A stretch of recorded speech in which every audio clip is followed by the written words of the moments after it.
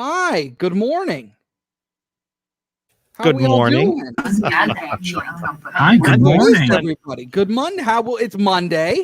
Yeah, we're coming off a Valentine's Did you Day. see me clean all the cups up?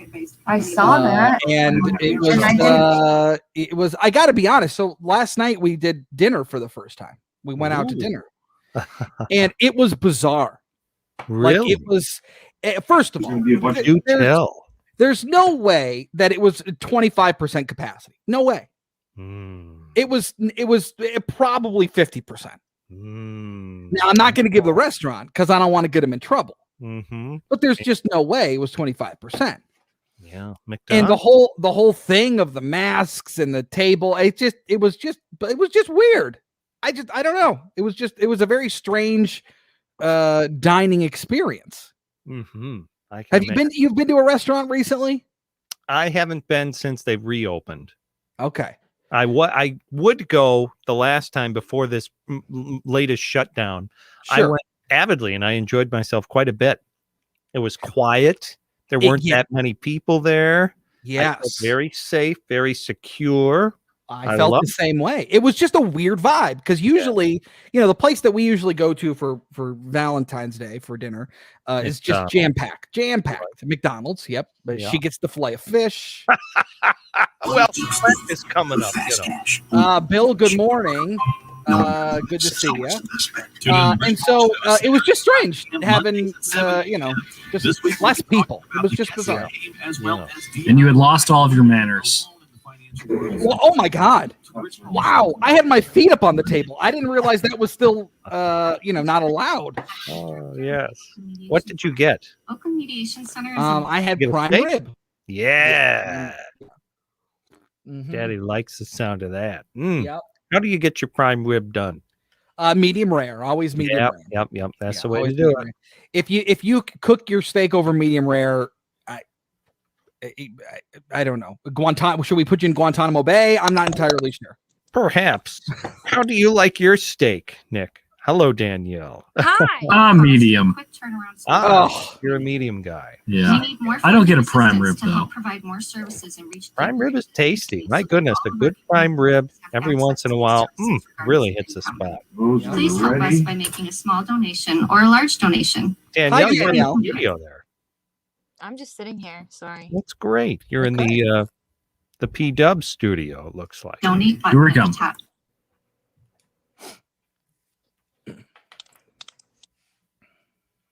Community. The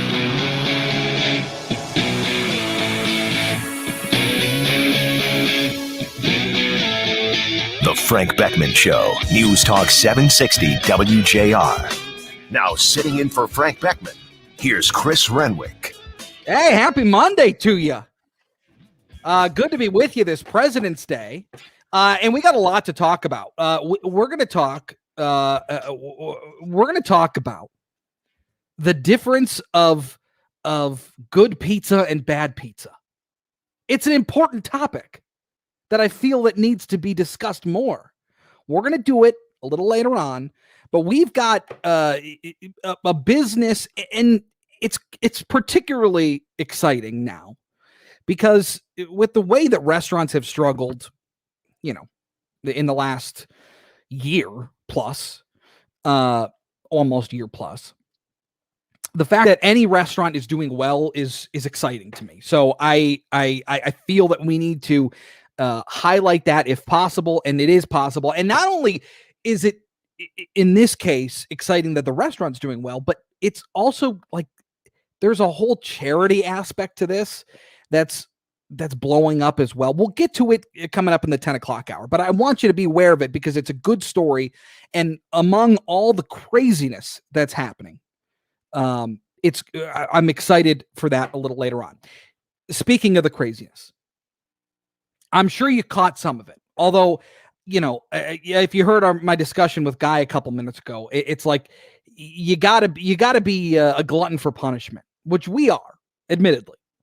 But I can't imagine a lot of people necessarily turned into the impeachment proceedings in the Senate over the last couple of days. Because it's just to me, it's a waste of time. Impeachment has been, is, and will always be political, purely political. Just because you're charged with a high crime and misdemeanor doesn't mean you're going to jail. This is purely political. It was certainly when Donald Trump was impeached the first time, and then later acquitted. Same goes here: impeached, acquitted in the Senate. So the fact that guys like Chuck Schumer, Patrick Leahy, Dick Durbin, the whole crew, the fact that they wanted to go forward with something that's purely political is a complete waste of time. It's garbage. We want to get you, the American people, more stimulus money. We know you're hurting. We want to make sure that we help you.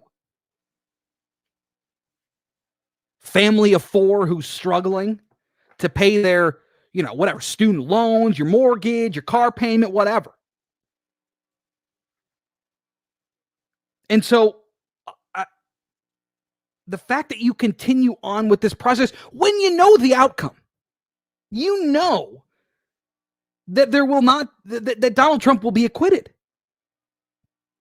So to continue forward with the dog and pony show is, to me, I don't get it. But I'm clearly not the audience. I'm not who they're shooting for here. So don't tell me in one breath that you want to make sure that we get this stimulus money out to you as soon as possible, then waste my time with this. Knowing an outcome. This is insanity. And I think, furthermore, what Mitch McConnell said after the fact, he was probably pretty right on. I mean, look, this is something that constitutionally speaking, we don't impeach citizens, which is what Donald Trump is now. It's not what we do. That's not in our Constitution. And so while I think that there's some blame there, is what Mitch McConnell said, and I'm paraphrasing, we're not gonna to impeach this person and carry this through, because that's not what we do. So all those, the Susan Collins and Lisa Murkowski's, certainly Mitt Romney, who voted in the affirmative on the last go around. These are certainly more moderate Republicans, and they are in very moderate states or districts, however you want to look at it. I mean, Susan Collins and Lisa Murkowski are the definition of as close to the middle as possible. And I know that angers a lot of Republicans. It angers a lot of conservatives, but that's who they are. So that's not a surprise. I know it was the most bipartisan vote to convict ever. I got it. But all of these folks are just pandering to their base. That's what they're doing. They're pandering to their constituents because their number one goal is to keep their job. So I don't want to hear about, we want to give you the stimulus money. We want to make sure we pass another bill. I don't want to hear it, because you don't. You apparently do not.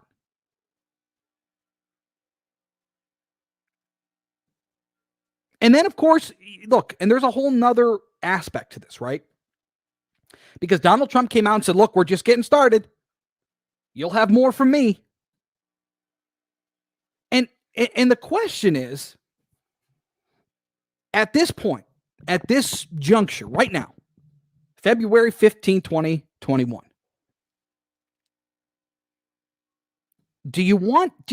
is Donald Trump your guy? I mean, look, you've got the Tim Scotts of the world, the Nikki Haley's, the Tom Cottons. I mean, there are people out there that subscribe to the political ideology of Donald Trump. but they're not quite as bombastic. They're not quite as in your face with it. So going forward is in 4 years, is Donald Trump your guy? I have a hard time subscribing to that. When you've got people in the pipe that are going to carry out some of those same policies. So look, the impeachment thing it's sad because they've weaponized it beyond. I never would have expected that impeachment has just become a thing now. It's just a thing. It's just this normal procedure that they take on Capitol Hill. I think it's an embarrassment.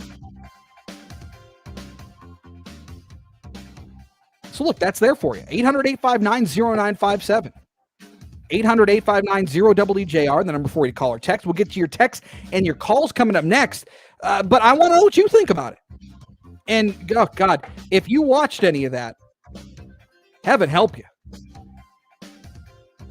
It was a wild ride. We've got spineless senators. We got the whole deal. Chris Renwick in for Frank Beckmann this morning. We will get to your calls and texts coming up next. All right, 9:13 off to the roadways we go. Check things out there with Rich Lazinski. This report is sponsored by Compassion International. It's a new year, but for kids in poverty around the world, things are still desperate. Join Compassion with your one-time $40 gift to provide a COVID relief kit to a family in poverty. Text the word GIVE to 83393. That's GIVE to 83393.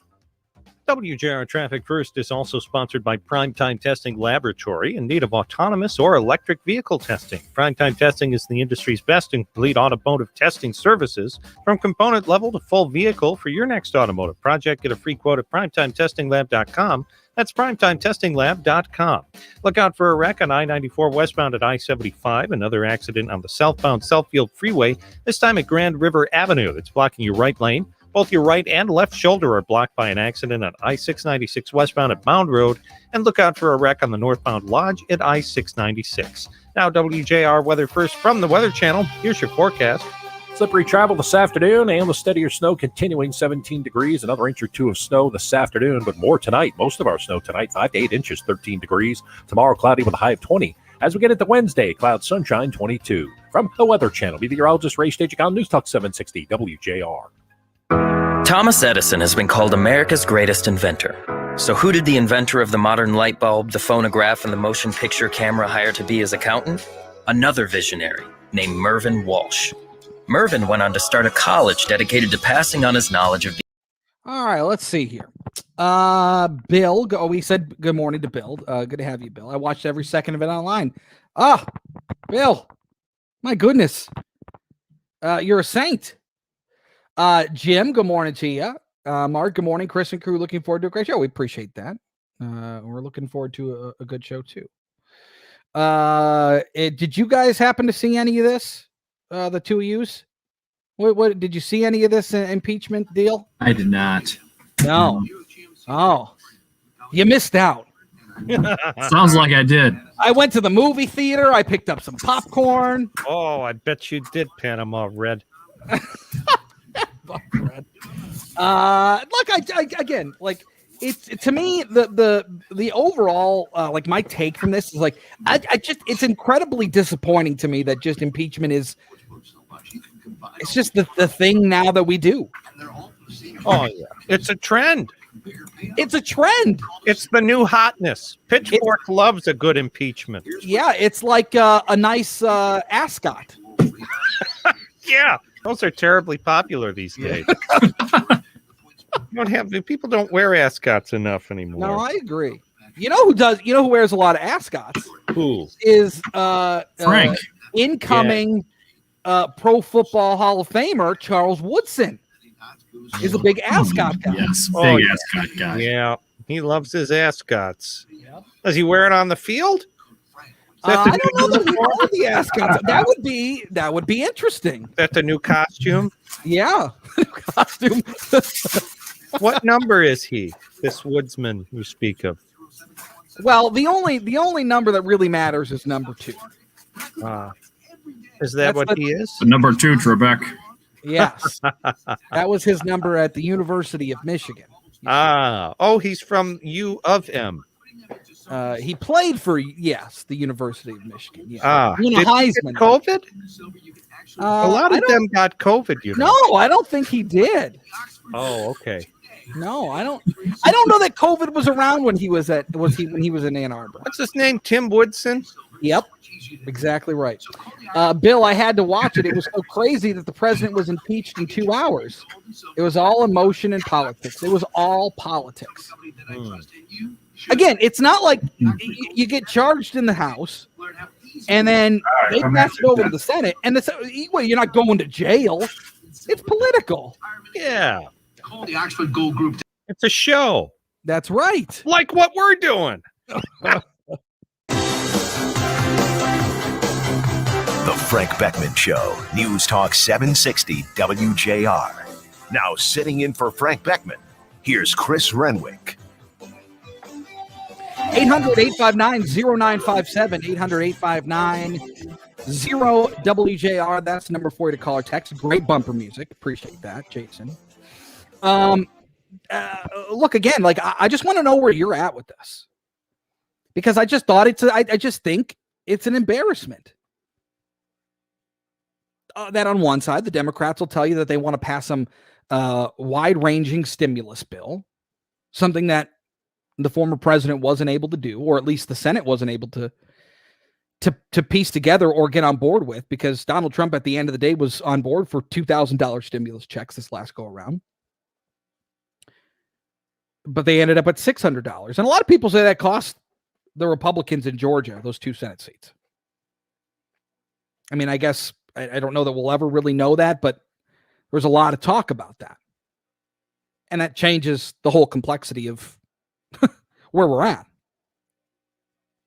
But I just think it's incredibly difficult for me to understand that impeachment now has just become the norm. And I suppose maybe it was just the norm for Donald Trump. Maybe it was just the norm for Democrats. Maybe it was just the norm that they the disdain and pure hate that they had for this guy and continue to have. It just overwhelms their sense of judgment. I mean, look, what happened at the Capitol is appalling. It's an embarrassment.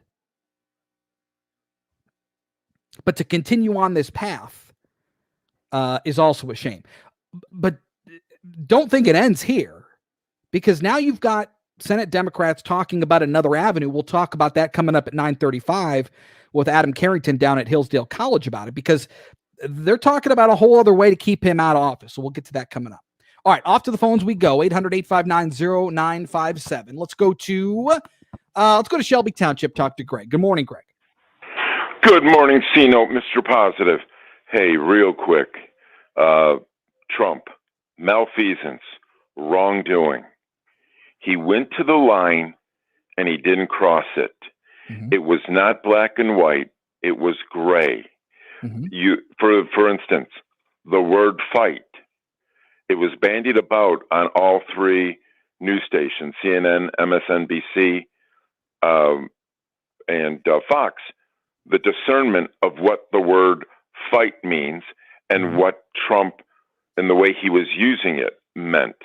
So when Kamala Harris says fight, Joe Biden says fight, Trump says fight, it's all interpretive in a different way. Ergo, therefore, that was the reason that there was ambivalence. Well, and not only that, but Greg, if you go to a court of law, right, Donald Trump will win. Yes. Donald Trump would never be charged with insurrection.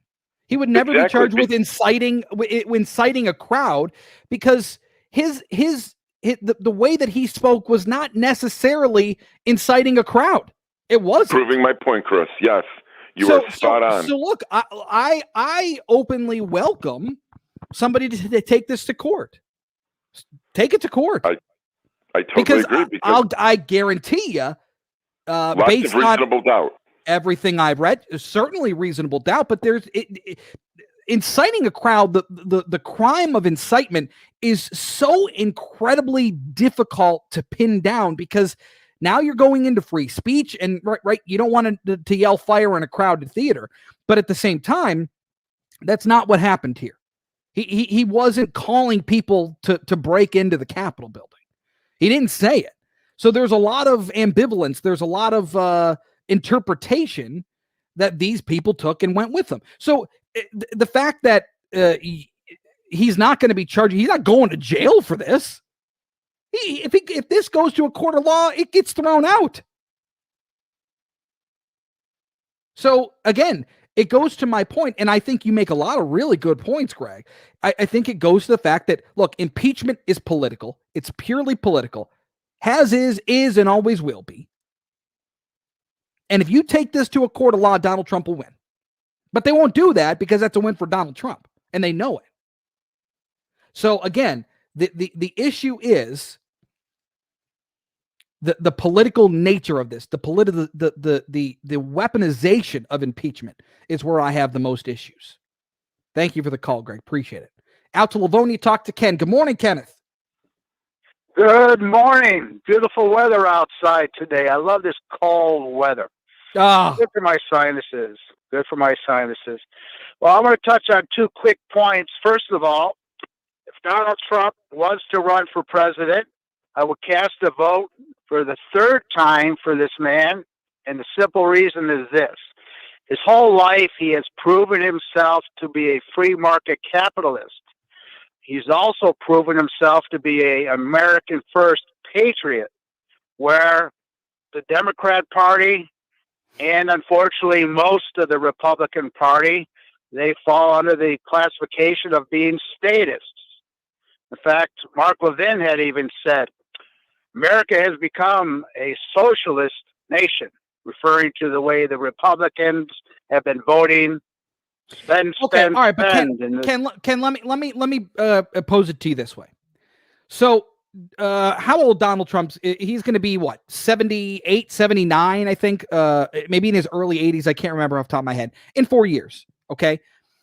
And I'm not saying that age is like the be all end all here, but you've got people, that are in office right now. Be it Tim Scott, Tom Cotton, certainly Nikki Haley, who I think is a pretty good leader in terms of her policy. I always kind of gravitated to what she had to say. There are people that subscribe to the way Donald Trump made policy. There are people out there that are in line with the way he thinks, but they're not quite as bombastic. They're not quite as in your face as Donald Trump was. Can you get on board with somebody like that who still believes in all of those, the ideology that you just talked about, but isn't Donald Trump? Or is it Donald Trump specific? Because I still believe that the Democrat Party, with the help of the Republicans, stole the second term of Donald Trump's presidency. I still hold that since Joe Biden is an illegitimate president, I will vote for Donald Trump so he gets his second term. So it's Donald Trump or nothing for you. It's got to be Donald Trump specifically. For me, and I would say pick a good vice president just in case. But yeah, for me, it's Donald Trump or forget my vote. The last thing, you're talking about the so-called impeachment. Mm-hmm. Well, I'll go along with what Mark Levin has been saying all along. This has been unconstitutional because we cannot impeach a citizen. Correct. Donald Trump is not the president. He's a citizen, and he didn't do anything wrong. Okay. Well, I mean, again, he's a citizen. So you're absolutely right there. Ken, I appreciate the call. Thank you. 800-859-0957. The 14th Amendment is something that's being talked about. Censure. Keeping Donald Trump out of office that way. I want to get more on that coming up with our guest, Adam Carrington. We'll get to it at 9:35. Don't go anywhere. 800-859-0957. 800-859-0WJR. That's the number for you to call or text. All right, 927 off to the roadways with Rich Lozinski.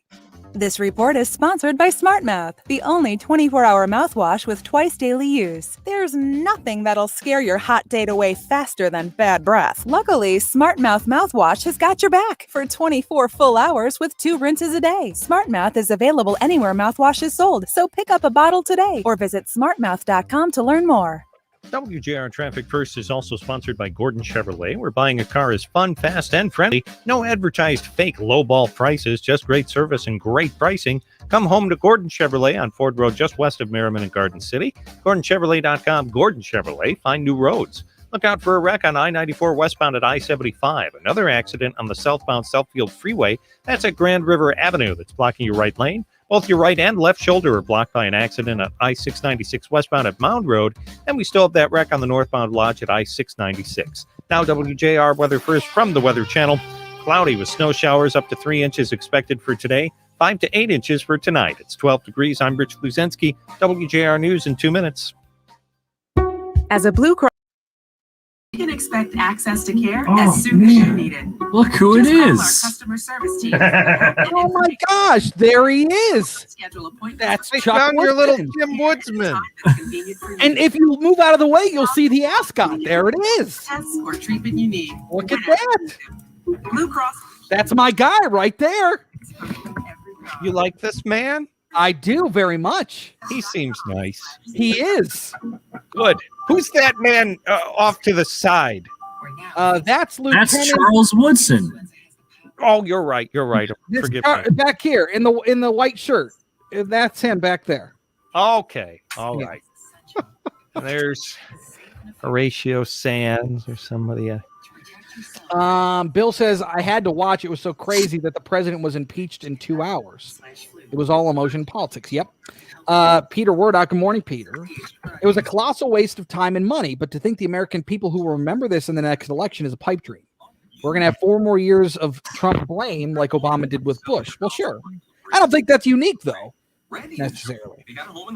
I think the statement Bill says, I think the statement by McConnell afterward was absurd to me and very disappointing. I think he's angry he lost his majority. Well, sure. I mean, yeah.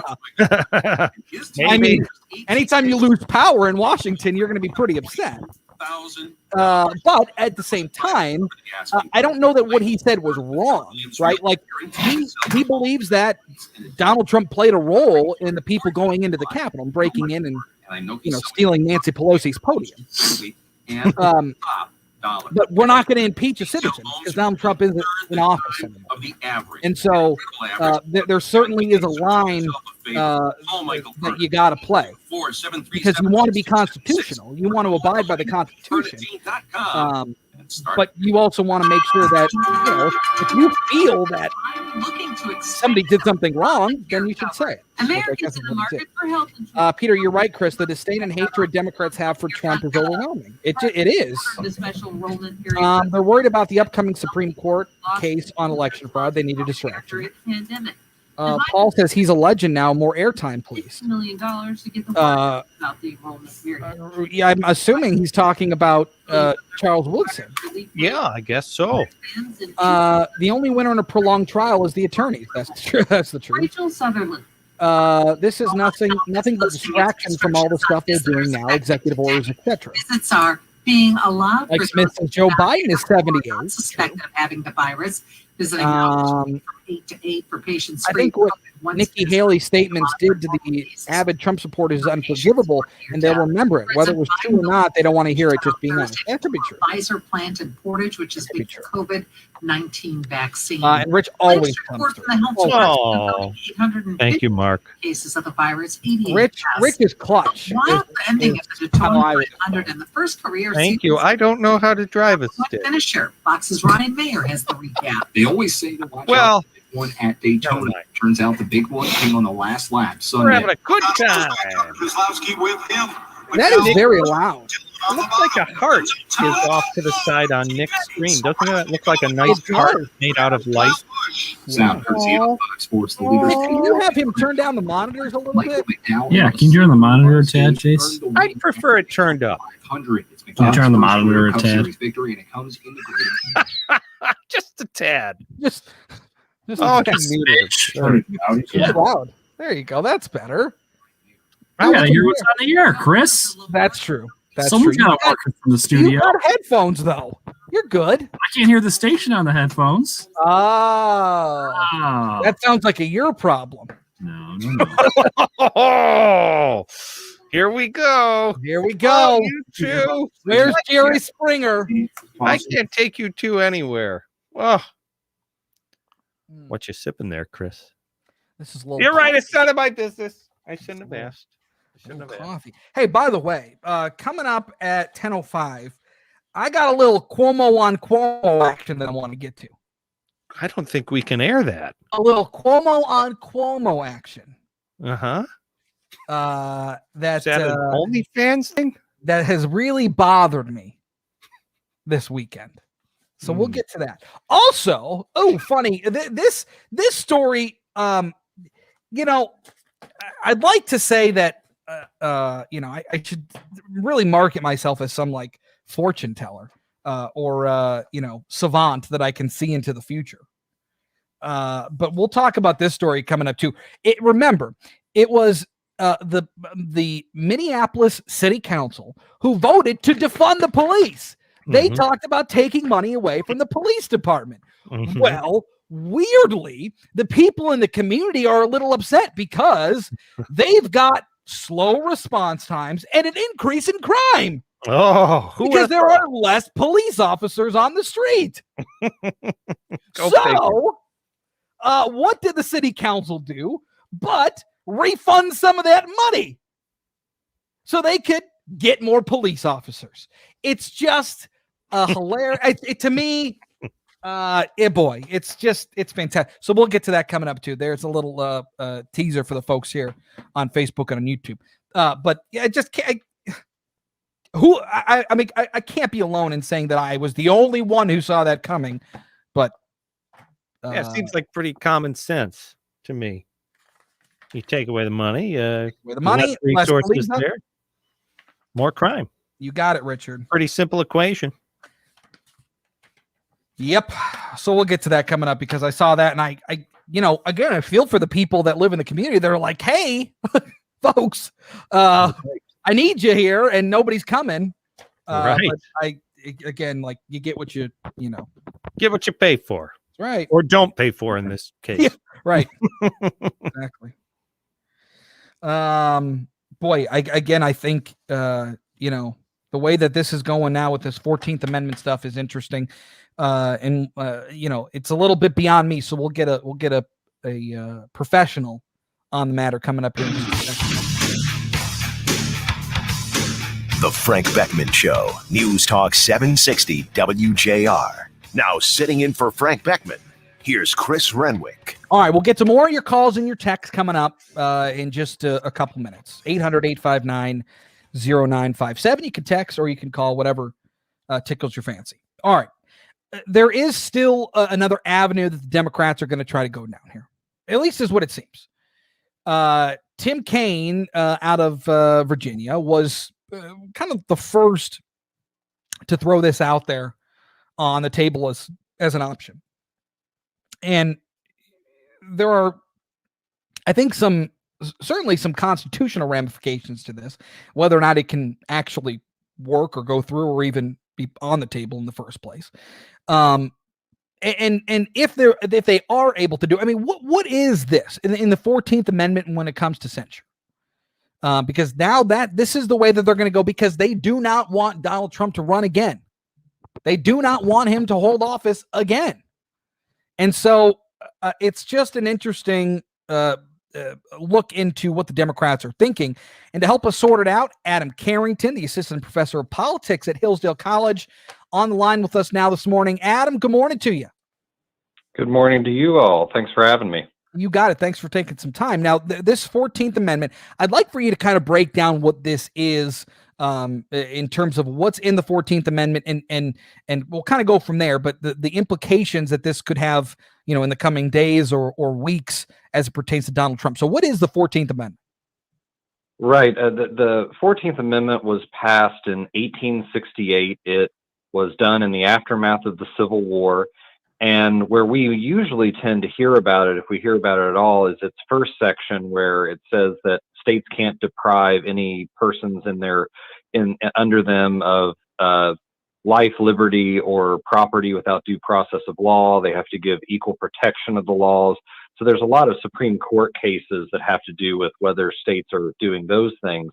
But what's been brought up by some Democrats is a much less known today section, which is Section 3 of the 14th Amendment. And what that section says is you can't hold federal office if, and the set of conditions is if first you previously took an oath to defend or support the Constitution as either a state or federal official, which is most officials. And then after doing so, you either engaged in an insurrection or a rebellion, or you gave aid or comfort to people who did. And as you said, some senators have asked in an attempt to get around the impeachment requirements, voting requirements, have asked if they can try to impose that on President Trump as a way of not making him eligible for office again. So that's the context for that. So can they? I guess is my next question. Can they impose that on him? I think there are a number of problems with it. And I think much more so, I actually think the argument was better, at least constitutionally, for whether they could go forward with impeachment. And here's why I don't think it works. First, it's not clear who is supposed to enforce this. Later, it says in the same section that Congress can override or veto or undo one of these disbarments if it votes so by 2/3. Well, it seemed really weird if Congress is supposed to be the one kicking them out and then the one bringing them back in. So it's not clear Congress is allowed to do this in the first place.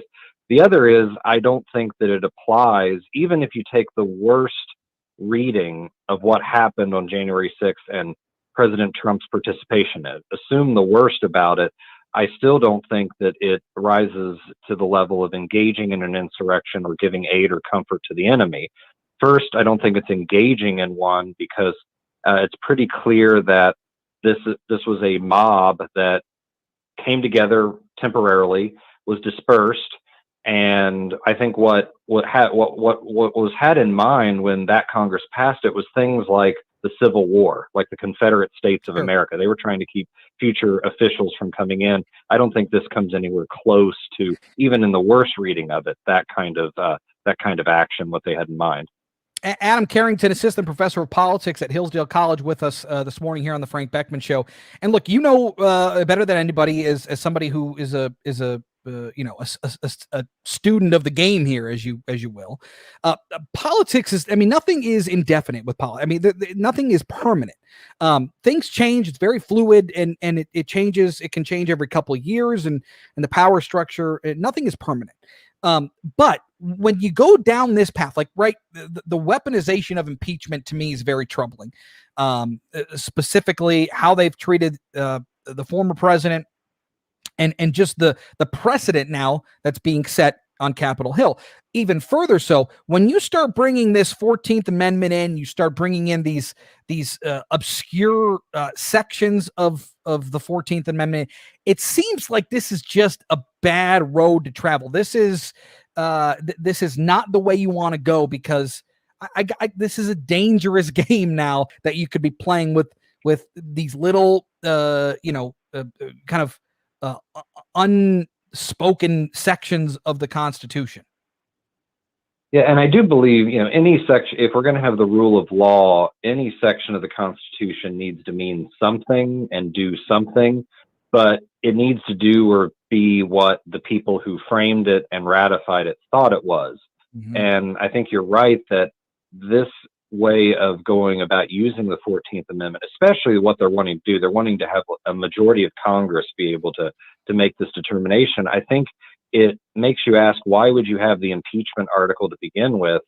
And it also makes you ask, I think, as you're saying, the kind of weaponization of it, where you use it as a get around basically to punish political enemies, not to actually punish the thing that the people who ratified it intended it to be. So I think you're right. The reason it's obscure is a good thing. We don't have full on civil war like rebellions all the time. but that still means we have to be extra careful when we haven't dealt with it often to not abuse it and use it just for our particular purposes now. Yeah, and I think, look, I don't think it's a surprise. Nancy Pelosi, Chuck Schumer, they wanted the impeachment. They wanted that, the Girl Scout or Boy Scout badge, right? So they got the first one. Now they got the second one. They wanted just the stain. They wanted that label on Donald Trump. Well, they got it. But again, knowing that this wasn't going to work, he wasn't going to be found guilty in his Senate trial in both instances.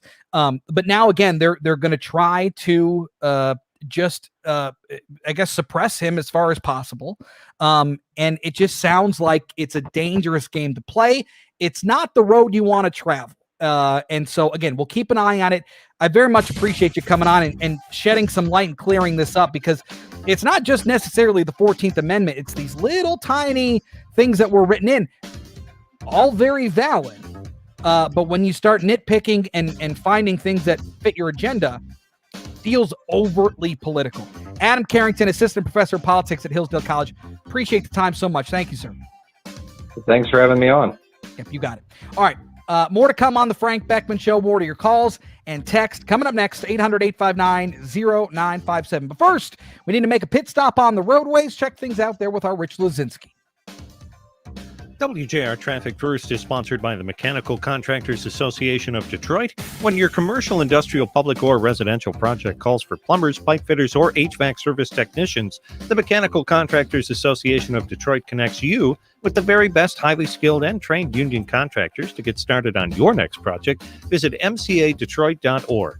Look out for an accident on I-94 westbound at I-75. We have a disabled vehicle on I-69 eastbound, east of Wales Center Road. An accident blocks the right lane of the southbound Southfield Freeway at Grand River Avenue. Look out for a wreck on I-696 westbound at Mound Road. And the Cheney ramp to I-94 eastbound is closed for construction until 4 p.m. Now, WJR Weather First from the Weather Channel. Here's your forecast. Slippery travel into the afternoon now. The snow picking up, occasional snow this afternoon, 17 degrees, another inch or two possible. Tonight, 13 degrees. Winter weather advisory stays in effect with snow likely, 5 to 8 inches of snow tonight. Tomorrow, the snow should end early, cloudy for most of the day with a high of 20. Wednesday, mix of clouds and sunshine, high 22. From the Weather Channel, meteorologist Ray Staging on News Talk 760 WJR. Talking with Michelle Wildman from the MEDC. And Michelle, tell us a little bit about the MEDC. The MEDC is the lead agency responsible for marketing Michigan and supporting vibrant, diverse, and sustainable. All right. Well, Rich, I love the background, the Mount Rushmore. It's just very thank you. Very patriotic today. I like that. President's Day, yeah. It is President's Day. Did you notice a little face in there that you might recognize? I didn't notice that. Look at that. When was that changed? No. Just recently. I had it done. It looks great. Thank you. They got my good side. Sure did. Yeah. Look at that. Wow. I love it. That's terrific. And I love you. Oh, that's funny. So President's Day, are you going to take advantage of any of the big sales? Am I? 800-859. Are you asking me? Yes. Do you need a mattress? You know what? I'm going to hit the mattress as soon as I get home. I'm not going to go buy a new one, though. Right. I like that question you asked me, though. What about you? Are you going to do that? No. No. Do you think they'll be hampered because of COVID, or do you think people will be ready to get out of the house and go in? Yeah, it's a good question. I'm not entirely sure. I would think everybody's sales are going to suffer a bit. Yeah. Unless you're really driving people like, if you've got some crazy incentives and whatever, I suppose people would come out for it. But no, I think people are probably trying to, lay low. Now, yeah. I mean, I don't know. Maybe not. Maybe people are, they're like Kim Kardashian. They're just spending money. I don't know. It could be. Who knows? Everybody's situation is a little different. That's the truth. Mark Gardner says, I like the man with the stash. He was a great president. Oh, Rich, you the man. Oh, thank you. Thank you so much for that. Phil Harrison, I wanted to share a story with you. For the first time in hundreds of years, alcohol is banned in Orleans Parish, and all the bars are closed, and you can't buy liquor anywhere within the parish at this time until after Mardi Gras. Well, Mardi Gras was canceled this year because of COVID, so there is no Mardi Gras this year. I didn't know that there was like a hold on liquor sales down there. That's crazy. That's surprising. Let's see here. Imagine that. Who would have thought that response time and crime would both increase? Talking about the Minneapolis story. I guess the social worker idea didn't work. Well, Barbara, I don't know if they're abandoning that idea. I think it sounds to me like it's still on the table. They're just, they're not quite ready to get there yet. They have to ease into it a little bit. So I don't know. I mean, that to me is a story that I just can't. Speaking of easing into it. Yeah. You ever take a bath? When's the last time you took a bath? Not in some time. It's been some time. That's the kind of thing you kind of sort of ease into, isn't it? With the warm water. You don't want to go in there. I guess it depends on how hot the water is. Right? Yeah. The Frank Beckman Show, News Talk 760 WJR. Now sitting in for Frank Beckman, here's Chris Renwick. 800-859-0957, 800-859-0WJR, the number for you call or text. I want to throw this out there too, because, and Guy Gordon and I spoke a little bit about this in the crosstalk this morning. And to me, I think it makes sense. To me, I think he's right. Lindsey Graham saying Mitch McConnell put a load on Republicans' back with anti-Trump speech. This is from Fox News. Lindsey Graham, senator from South Carolina, called out Mitch McConnell for speaking out against former President Donald Trump after voting to acquit him at his impeachment trial. Despite voting in Trump's favor, McConnell blamed the former president for the January 6th Capitol riot. Graham warned on Fox News Sunday with Chris Wallace that this will be used against Republicans as they try to retake control of Congress in 2022. Saying, I think Senator McConnell's speech, he got a load off his chest, obviously, but unfortunately put a load on the back of Republicans. That speech you will see in 2022 campaigns. Graham said GOP candidates running in states like Arizona and Georgia that could be key in Republican efforts to take back the Senate will be asked about McConnell's speech. Likewise, he said incumbent candidates will be asked about whether they support McConnell in the future. McConnell said that Trump committed a disgraceful dereliction of duty by his actions prior to the deadly riot and was, quote, practically and morally responsible for provoking the events of that day. So I guess my question to you, A, do you agree with Mitch McConnell? And do you agree with Lindsey Graham?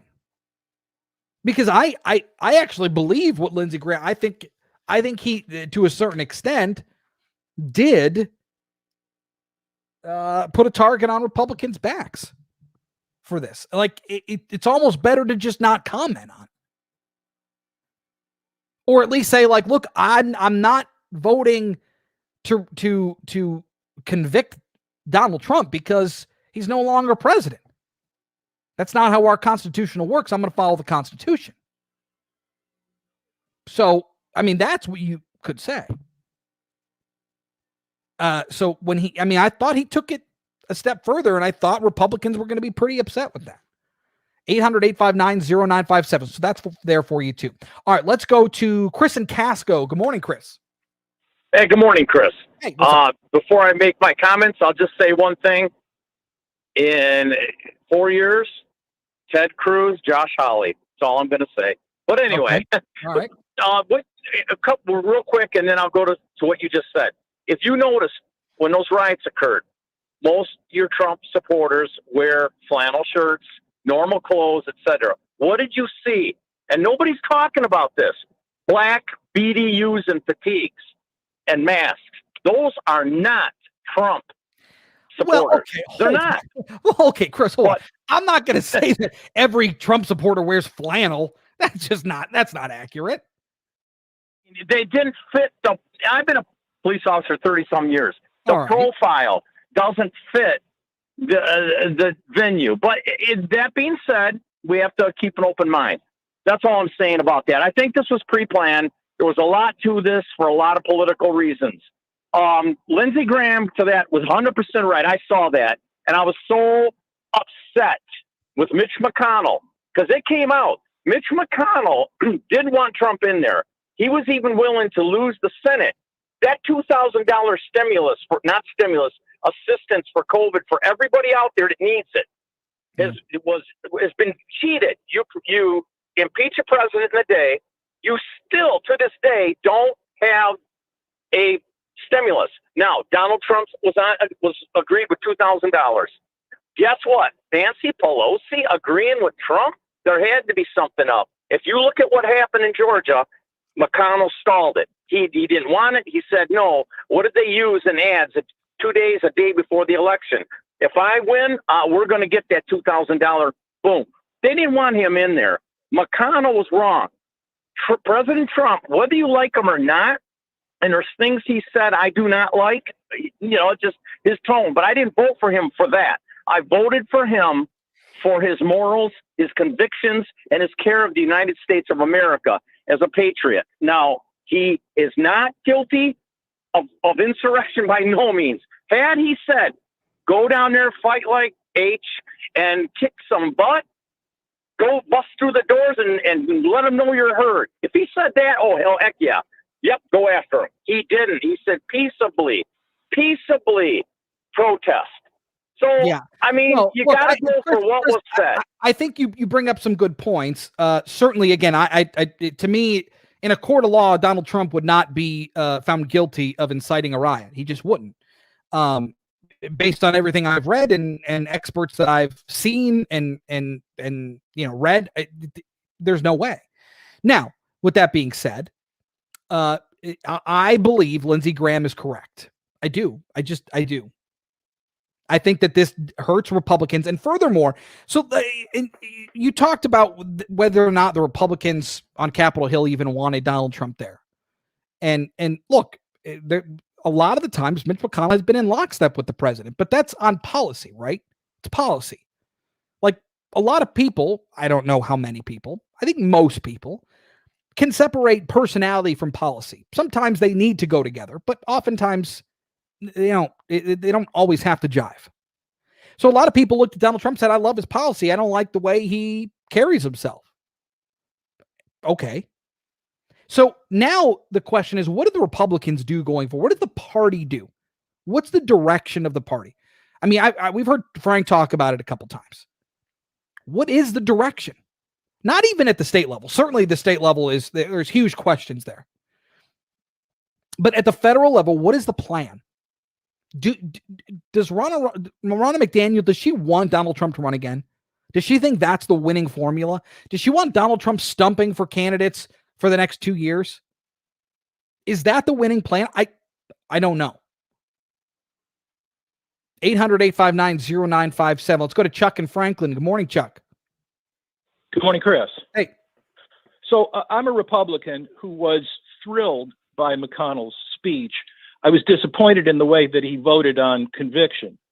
But I can assure you, well, I'd like to assure you that his speech was not aimed at the talk radio audience. And I'm sure that you're going to get a million calls today criticizing Mitch McConnell. And we've gone for years now with Rush Limbaugh criticizing Mitch McConnell every chance he gets. Mitch McConnell doesn't have much of a base with, conservative talk radio. What Mitch McConnell was doing was speaking to donors, and the Republican Party needs donors, and donors and corporations are fleeing the Republican Party, and it will destroy the Republican Party. So you can have a whole bunch of Trump loyalists running in primaries. They're going to get slaughtered, and they've been getting slaughtered for the last 4 years. Well, okay. But again, so then the question is, where do the Republicans go then? Is Mitch McConnell's leading that charge? That to me is not a winning formula. But I think Lindsey Graham is right. I think he put a target on Republicans' backs. 800-859-0957. Thank you, Chuck. Off to the roadways we go. Check things out there with Rich Luzinski. We got a lot coming up still, so don't go away. Richard. WJR Traffic First is sponsored by Window World. Call Window World at 1-800-NEXT-WINDOW for your window, door, or siding project, and take advantage of 0% financing for 60 months. Window World is America's largest exterior replacement remodeler. Call 1-800-NEXT-WINDOW or visit windowworlddetroit.com for a free in-home or virtual quote. Expect slowdowns on I-75 southbound at Dixie Highway. We have a rollover crash reported by police. A wreck blocks your right shoulder on I-94 westbound at the Southfield Freeway. Look out for an accident on I-94 westbound at I-75. We have a disabled vehicle on I-69 eastbound east of Wales Center Road, and an accident blocks the right lane of the southbound Southfield Freeway at Grand River Avenue. Now WJR weather first from the Weather Channel. Cloudy with snowy showers. Up to 3 inches expected for today, 5 to 8 inches for tonight. It's 12 degrees right now. I'm Rich Luzinski. WJR News in 2 minutes. WJR celebrates Black History Month, sponsored by General Motors. When 250,000 people marched on Washington, D.C. in the summer of 1963, the Reverend Martin Luther King delivered his I Have a Dream speech, one of the most celebrated writings in U.S. history. We salute preeminent civil rights leader Martin Luther King during Black History Month. General Motors salutes Black excellence during Black History Month. GM aspires to be the world's most inclusive company and is committed to creating a clean, safe, and equitable world for all. By bringing together diverse teams, GM advances a shared vision of a future with zero crashes, zero emissions, and zero congestion. To learn more about GM's commitment to diversity, equity, and inclusion, visit gm.com. You're listening to News Talk 760 WJR. Thanks. Finding great candidates to hire can be like... Nicholas, I wanted to talk with you here. Yeah. So you are a high school basketball coach. I am. You moonlight as a high school basketball coach. My freshman team won at the buzzer on Thursday. Did they? Yeah. Wow. Buzzer beater? Buzzer beater. Wow. That's very exciting.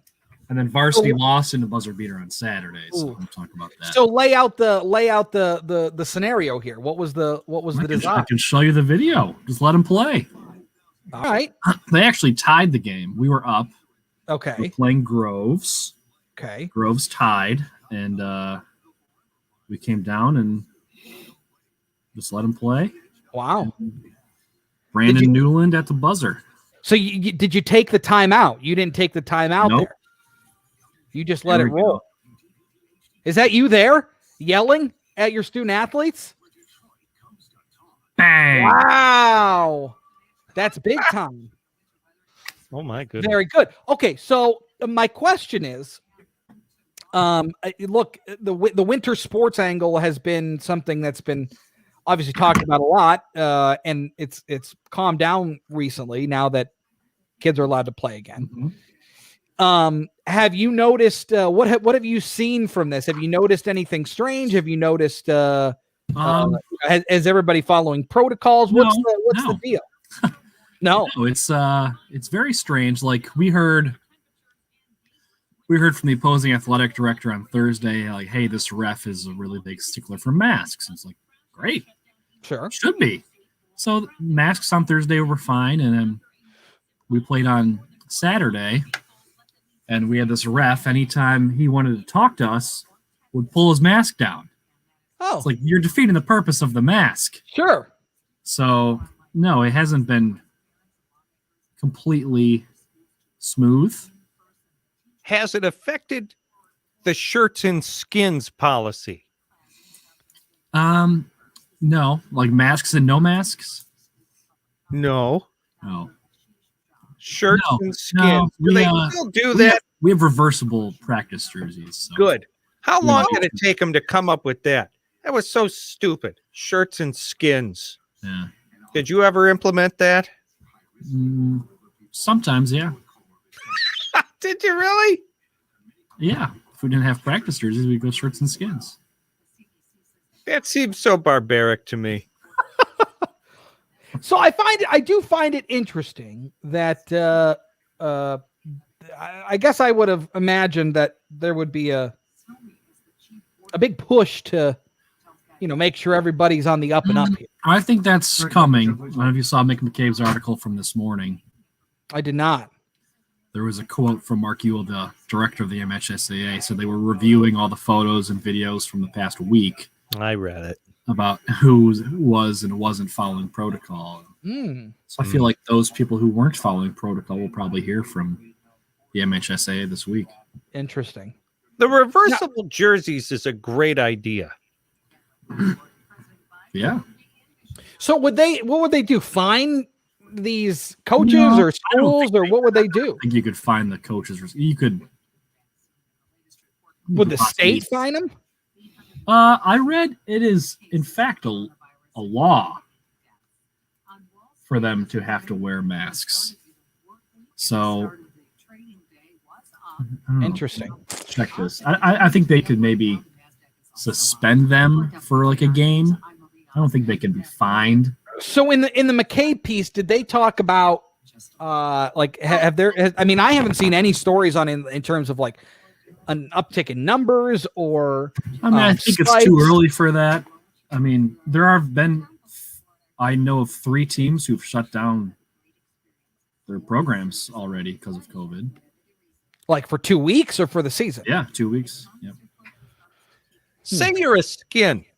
Do you have to wrap the shirt around your waist? What do you do with the shirt? You wear it as an ascot. That's a good answer. Wow, you are quick. Yeah. Gosh, Christopher. You are quick. Oh, Mike Parsons chiming in. Rich is a big fan of checking the numbers. I love to check the numbers. Yeah. How are we doing on the numbers? We doing pretty good. We get some good numbers. People tuning into the little That's some good YouTube show numbers here. today. Oh yeah. Oh, all right. We've got numbers. That's great. Let's see. Rhino's killing the Republican Party, Barbara says. The Republicans are in a strange spot. After the election, I thought they were in a prime spot. I thought they were in a really good spot. But I think there's been some things that have happened that are curious and question where the direction is. And I don't know that we'll know that necessarily right away, but I think that the Republicans have some major questions that they need to answer. They need hard look in the mirror. Richard. Yes. Hard look in the mirror. Definitely. Rich, who's your favorite president? Taft. William Howard Taft. And why is that? As Mike Parsons would tell you, because he got stuck in the bathtub and they had to pry him out. And Now, is that an old wives' tale? Is that true? Either way, it makes him more human to me. I also heard that he cried during a debate. The Frank Beckmann Show, News Talk 760 WJR. Now sitting in for Frank Beckmann, here's Chris Renwick. So, it was Valentine's Day yesterday. My wife and I had a nice weekend with the kid. And unfortunately, the person that I am, it's like when something gets stuck in my head, it'll just latch on, and it's very hard to shake it, right?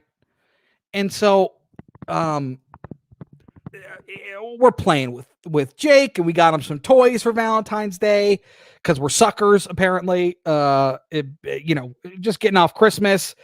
I didn't know that there were toys out there that he still didn't have, but apparently he did. So we bought them, and we spent, a nice weekend. We had a nice weekend. But this thing, I just couldn't shake it. And it was just eating me alive. And so I just felt, if it's bothering me, it's probably bothering you, or at least some of you. But this whole thing with Andrew Cuomo and this cover up of these nursing home deaths in the state of New York. And it's not even just that, because is it a surprise that his administration was covering up? No, it's not. especially after the AG's office in the state of New York came out and said, look, they're actually underreporting these numbers by about 2/3. I mean, like crazy numbers that they just weren't reporting. Well, then, of course, the state legislature in New York were asking for these numbers. So his administration allegedly was working to get these numbers to lawmakers there. Well, then the DOJ came calling and said, hey, we want these numbers too. So the administration, Andrew Cuomo's administration, said, okay, state lawmakers hold tight. We got to deal with this DOJ thing. And we'll get it.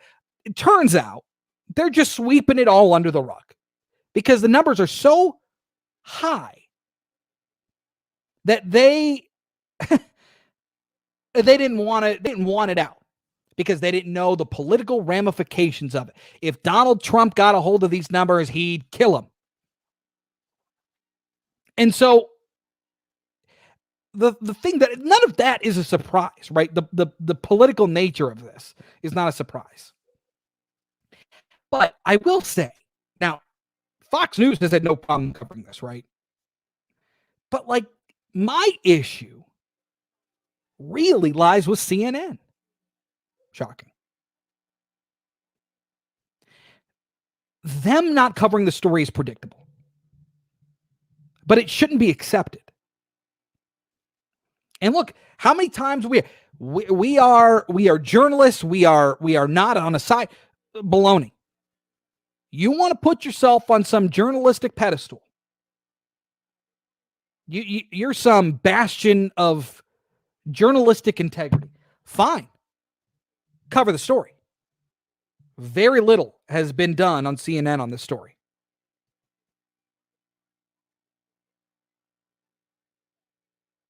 What? My question. Where's Chris? Where's Chris Cuomo on this? Because to me, Chris is their primetime guy. He's their guy. Not a peep. Not a peep. Nothing on this at all. Not a tweet, not a mention in his show, nothing. Nick, just give me a thumbs up here. Do we have those cuts of Chris Cuomo in the system? Okay, we do. All right. So I want you to listen. So this is from kind of early on in this whole ordeal. Like you're going back to like March, April. I don't exactly remember when this was, but this is very early when people were still trying to assure people that like, look, getting tested, it's going to be uncomfortable. You're not going to like it, but it's like 15 seconds and you're done. They shove it in your nose and away you go. It doesn't hurt. It's uncomfortable, but you got to do it if you feel like you got to get tested. Right. So like that was the push. So I want to play you a couple cuts here of a conversation, an on-air interview with Chris Cuomo, the younger brother of Andrew Cuomo. Give me cut one here, Jace. There's you were kind of funny, and they were testing you. Now, a few questions about this process. First of all, is it true that when you were having the test administered, you inhaled and the doctor's finger went all the way up your nose and got stuck and had to be released with a tool? Is that true? Because he's just got a huge nose. To deal with the record. She wanted to comment that I have a little button nose, and she was afraid that the swab would actually hurt because it extended my nasal cavity. All right, so there's the first. That's the first part of this. Because when I went back and looked at this, I was just I was stunned. Okay. So they're talking about, he's joking with them. You got a big nose. I heard the doctor's finger went all the way in, right? He's laughing. He's got this grin on his face. Chris Cuomo talking with his brother on camera. All right. So there's that. Then Chris Cuomo channels his inner, what's his name? Carrot Top? The guy who pulls props out all the time. He turns into Carrot Top. And he's pulling out, here's this. Here, play the cut. Give me cut 2, Jace. This is the normal swab I'm holding up here holding now, up a swab. for everybody at home. A very valuable object. There's only one company in the entire country that makes these up in Maine. All right, here's the swab. Is it true that this was the swab now that we hold the up a nurse was swab, actually a using made-up swab. It's on about you, the size of and that at first it went into your nose and disappeared, so that in scale This was the actual swab that was being used. Now he's showing you one that looks like a hockey stick. Double-barrel shotgun that you have mounted on the front of your pretty face. See, I said I was going to be nice and sweet. I just and want a yes, no. cooperative, and Was it trying. this? I was trying. Or was it this? Very hard. Was it this one or this one? Which was it? Which? This is hilarious. This is hard-hitting journalism. Okay, so there's that. Meanwhile, Jason, hey, play me the cut where Chris Cuomo talks about Andrew Cuomo covering up these nursing home deaths. Good talk. Nothing. Meanwhile, let me just throw this out to you. 6 months ago, if Ivanka Trump farted in the West Wing, there'd be a breaking news scroll talking about how the Trumps are releasing too much methane and driving our world into a pothole. Look, I understand if CNN doesn't want Chris Cuomo to comment on this story, this very important story, then pull him off the air. Get him off. Have somebody else do the show so they can talk about it. If he doesn't want to upset Big Bro. But in the meantime, you've got families in the state of New York that want to know the truth about what's going on here. And they're not getting it from their primetime anchor on CNN. So that's there for you. It just bothered me all week. I couldn't shake it. So I want to know what you think. 800-859-0957. Don't sell me some journalistic bastion when this is the game you play. All right.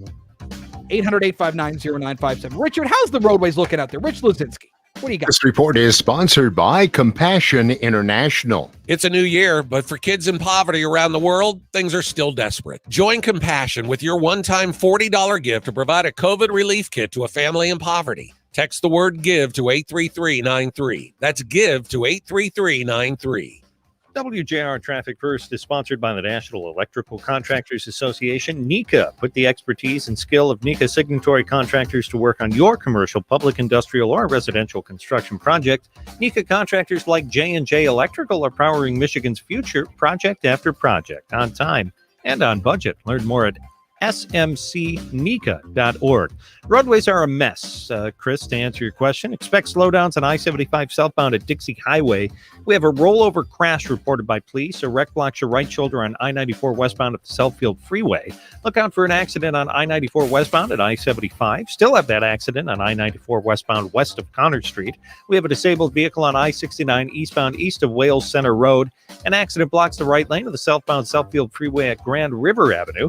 We have a wreck on I-696 westbound at Mound Road, I-696 westbound at Orchard Lake Road as well, and the Cheney ramp to I-94 eastbound is closed for construction until 3 p.m. Please be careful out there, folks. Now, WJR Weather First from the Weather Channel. Here's your forecast. Snowy Monday afternoon. This President's Day has got us in the winter weather advisory for accumulating snowfall, 17 degrees. Another 5 to 8 inches of snow tonight, 13. Mostly cloudy tomorrow with a high of 20. Wednesday, cloud, sunshine, 22. From the Weather Channel, meteorologist Ray Staging on News Talk 760 WJR. Tune into the Rich Paul Show, Saturdays at 9 a.m., Mondays at 7 p.m. This week, we'll be talking about the guessing game as well as DIY, going at it alone in the financial world. So tune in to the Rich Paul Show, Saturdays at 9 a.m., Mondays at 7 p.m. Welcome to Spotlight on the MEDC. I'm Ken Rogolski. The MEDC plays an important role in connecting businesses of all sizes with the resources they need to grow and thrive across the state. Hey, I wanted to mention this too as we talk about Chris Cuomo here and pivot a little bit.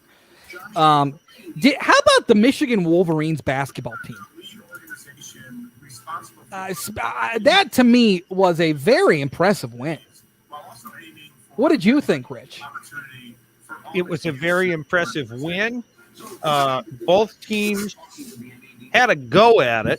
Sure did. One of them definitely was superior to the other, in my estimation. Yeah, and the team that was superior was off for 21 days. They were off for 3 weeks.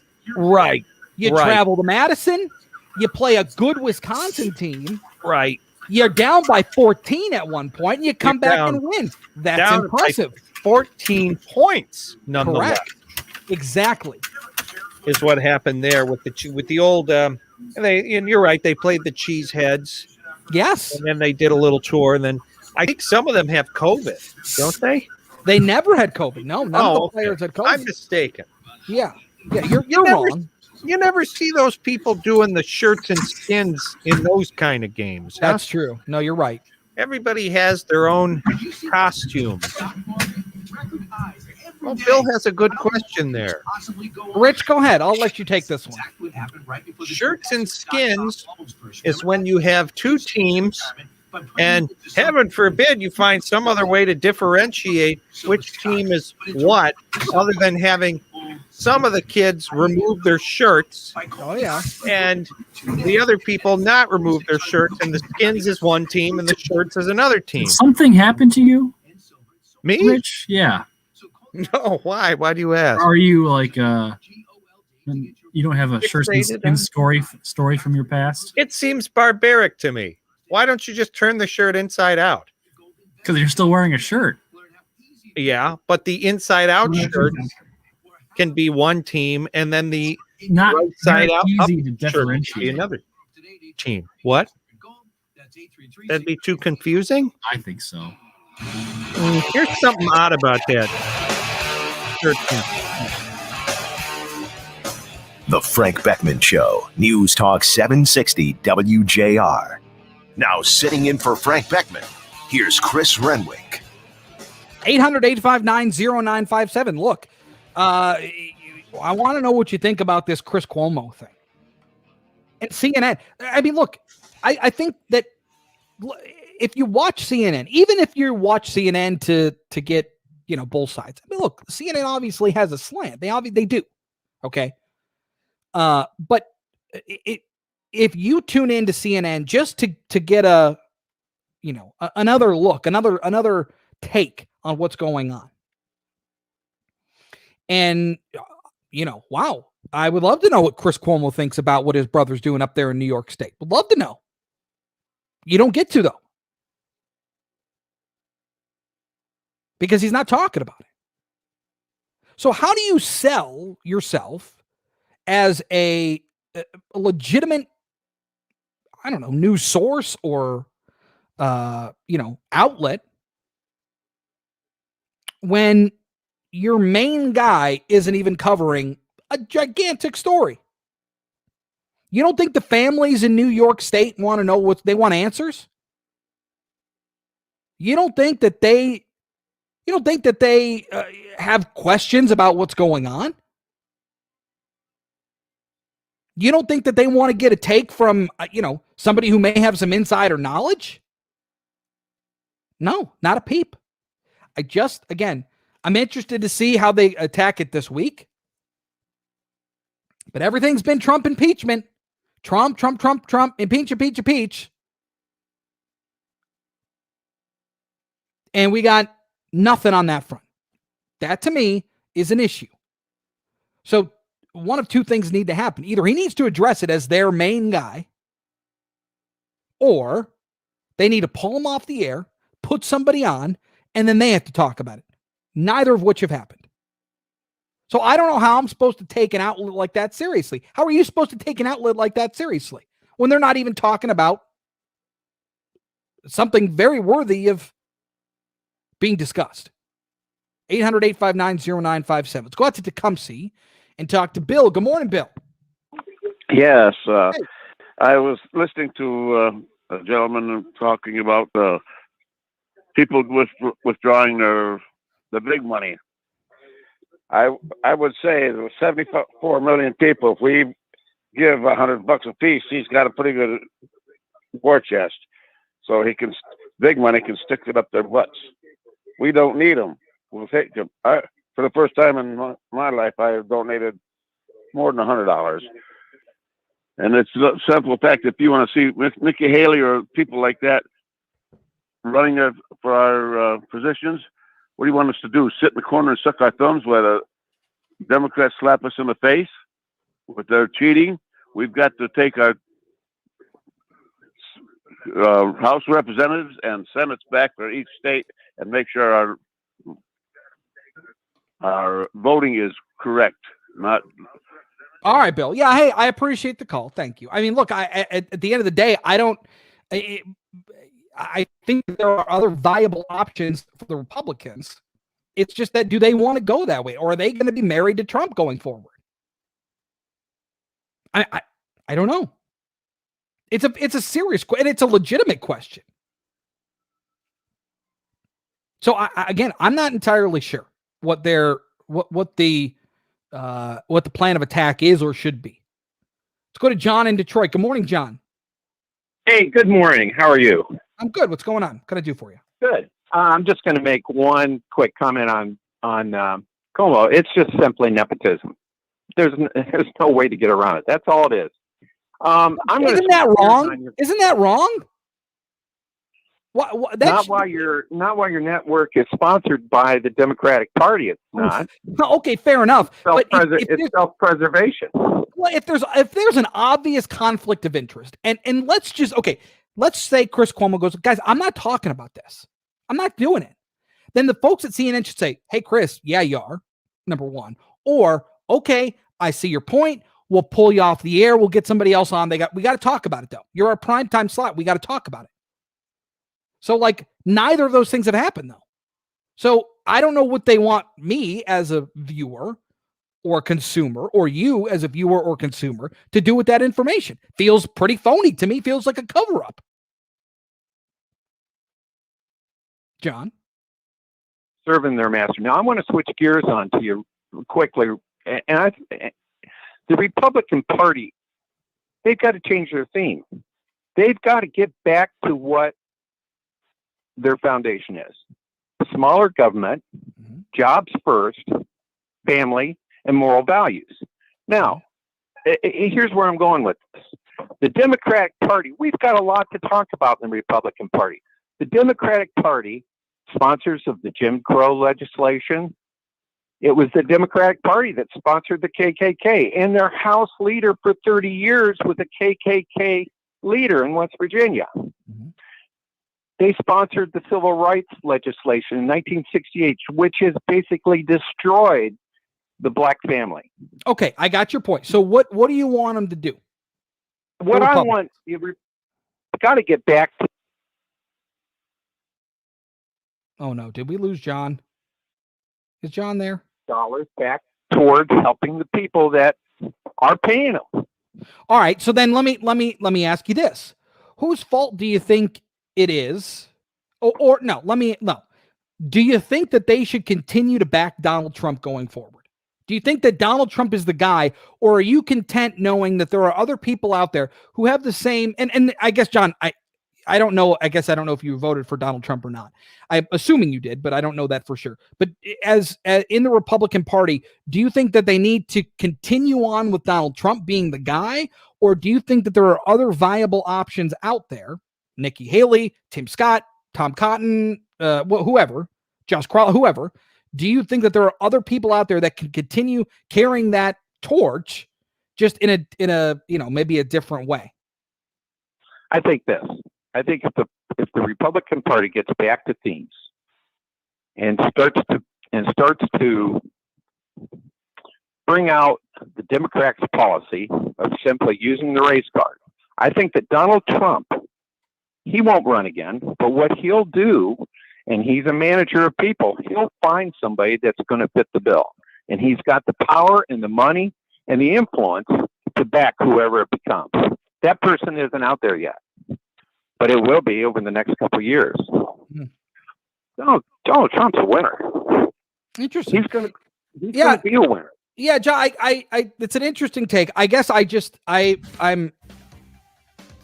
haven't seen much from the Republicans, especially post-election to January 5th with the runoffs in Georgia. They didn't do enough to focus on the runoffs in Georgia, it looked to me. They didn't do enough to get those seats. And so I guess I just question what that path is forward. Maybe Donald Trump will just back these candidates. I don't know that the Republicans necessarily want to go back to. I mean, look, you got 74 million people that like what Donald Trump did. That's an uptick from the votes that he got in 2016. I mean, they like the way that he, at least policy-wise, those people liked his policy. So I don't know that they just go back to kind of the way, it used to be. But we'll see. 800-859-0957. All right, 1026 off to the roadways. Get an update there with our Rich Lazinski. Richard. This report is sponsored by SmartMouth, the only 24-hour mouthwash with twice daily use. There's nothing that'll scare your hot date away faster than bad breath. Luckily, SmartMouth mouthwash has got your back for 24 full hours with 2 rinses a day. SmartMouth is available anywhere mouthwash is sold, so pick up a bottle today or visit smartmouth.com to learn more. WJR Traffic First is sponsored by Gordon Chevrolet, where buying a car is fun, fast, and friendly. No advertised fake lowball prices, just great service and great pricing. Come home to Gordon Chevrolet on Ford Road, just west of Merriman and Garden City. GordonChevrolet.com. Gordon Chevrolet, find new roads. Expect slowdowns on I-75 southbound at Dixie Highway. We have a rollover crash reported by police. A wreck blocks your right shoulder on I-94 westbound at the Southfield Freeway. Look out for an accident on I-94 westbound at I-75. Still that accident on I-94 westbound west of Connor Street. We have a disabled vehicle on I-69 eastbound east of Wales Center Road. An accident blocks the right lane of the southbound Southfield Freeway at Grand River Avenue. We have a wreck on I-696 westbound at Mound Road and another accident on I-696 westbound at Orchard Lake Road. Now, WJR weather first from the Weather Channel. Cloudy with snowy showers up to 3 inches expected for today, 5 to 8 inches for tonight. It's 13 degrees. I'm Rich Lazinski. WJR News in about a minute and a half. Now WJR Health Watch. Here's Dick Hafner. Well, that didn't hurt at all. Thank Yay! you. I get my first COVID-19 shot. You're going to go into observation area 1. While you're in there, find anyone with a computer. They'll get your second one scheduled, and they'll write the appointment date on the back of that card. Okay, very good. It was a simple process. And any symptoms today? No. I'm in the over 65 crowd. We all went online to register and were chosen at random. Hundreds are ushered into the Beaumont Service Center in Southfield, one of a number of places that open up sporadically as vaccine supplies are made available. Leanne Odom, Beaumont president of Shared Services, oversees the operation. There's a lot more people that want the vaccination than what we have appointments for right now. Certainly, we hope that in Michigan and across the nation, we get to a point where everybody who wants it gets it. That's just not where we're at right now. The line moves quickly. Patients are given the standard questions about travel or symptoms. A temperature check, you're whisked away to one of 50 shot stations, and then a waiting room. Just have a seat for 15 minutes. When that 15 minutes is up, you can exit out by the TV screen at the end of the room. A lot of workflows, but we really tried to process engineer every single piece so that we could serve as many people as possible. What is your message to the people who are not on the current priority list? The message is to be patient with all of us, and it's coming. We all walk out of there feeling that we are among the fortunate. I'm Dick Hafner for WJR Health Watch. Wherever people play, there's a mechanic. Wow. I loved that. That was great. That was great. Wow. That's our Dick. It was good to hear Dick Hafner. Oh, yes. He's wonderful. And what a comprehensive piece. That's terrific. An extraordinary piece. Imagine the editing that went into that. Well, I was here while he did it. Hours went into that. Possibly days. I think he had to order in. It was crazy. He had to order in. Oh. What you got in there, Chris? Is that your French press? No French press today. It's the K-Cup. Yeah. What are you doing, Rich? Rich is flexing on him. Really shows off my muscles, I think. Yeah, look at that. Oh, my good. Put those guns away, Richard. You got a license for those bad boys? That's not StreamYard worthy. It's for Maria. Not safe for StreamYard. Okay. We're having a good time. Rich likes Carrot Top. Did you? Yeah, Carrot. I'm telling you, Chris Cuomo pulled out his Carrot Top. Yeah, he had all the props, right? He had all the. He pulled it. Here's the. He was like, here's the swab, and here's the swab. Right. This is the normal swab, and then he pulls out one. And it's like the size of his arm, and he's like, here's this one, and is this the one you used there, Andy, old governor? This is what you used, and he pulls out another one. and it's like a hockey stick, Right. made up to look like a swab. It was ridiculous. It was absolutely ridiculous. Absolutely And absurd. again, if that's the way you want to approach it, fine. You want to have fun, you want to yuck it up, talk about your brother's big nose, okay, fine. We can all have a laugh. But then when the stuff hits the fan and there's something real to talk about, Yeah. don't sweep it under the rug. Don't hide. Right. But I agree. That's what's been happening. Oh yeah. That's what passes as news these days, I suppose. Yeah, passes as news, but then again, like, you want me or you or whomever to take you seriously. You want to be, a legitimate news outlet. Mm-hmm. Not like that. You don't. No. You Not are like that. correct. Got a great ledge there too by that window. You ever put stuff on there? You ever put plants or anything on it? What I is thought that? about maybe I should get like a succulent.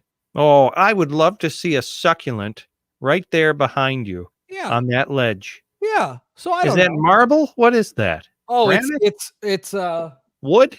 that is Can you knock on it real quick? Ooh, that's nice. yeah, that's ASMR right there. that's genuine. I don't know. Pine. Oh, I don't know. that's not pine. I don't know what it is. It's wood. It's just a ledge. Okay. It's not marble. I got some trim under here. Oh, you got beautiful. The wainscoting in your home is just gorgeous. I wish Oh. folks could see the kitchen and That's the very other nice. places. Yeah. I love some good wainscoting. You do love good wainscoting. It is a passion of yours. Most people probably don't know that. Yeah, and that's all right. I don't see the football helmet. Your Sienna Heights. Did you hide the helmet because you don't want us to? Oh, okay. There's a helmet. It's there. It's blocked by this. Where is it? This Mhm. deal, and my mic, and now I've got an arm here. You see? Oh, I got this. wow. I got this for Christmas. Oh, the extension arm. Yeah. So now it's not on my desk. I have it. It's attached to the desk now, and so now it kind of blocks things. Who got you that? I believe my father-in-law got this. Oh for my me. goodness. Yeah. That's magnificent. Yeah, it's pretty. I enjoy it. Mm-hmm. It makes it feel a little more like I'm in the studio. Yes. I like that. I miss being in the studio. Mm-hmm. We miss you too. Can't wait till you come back. Yeah. I also cannot wait for that. But it's fun getting up with your little boy, though. That's Yeah, I got it. I there are obviously some benefits. I miss the people. I miss you guys. But there aren't many situations that would allow me to hang out with Jake as much as That's I've been true. able to. So That's I true. You're am making you're having some wonderful bonding time, which he will never forget that, and neither will you. So you got to be thankful for that. Yeah. Yeah. We watch a lot of Baby Shark. I can tell you that during the show. I know. I was singing it with him the other day. Yeah. He likes it. Yeah. In our pre-show call. Mm-hmm. It was great fun. Got to use that as rejoinder music one of these days. Do we?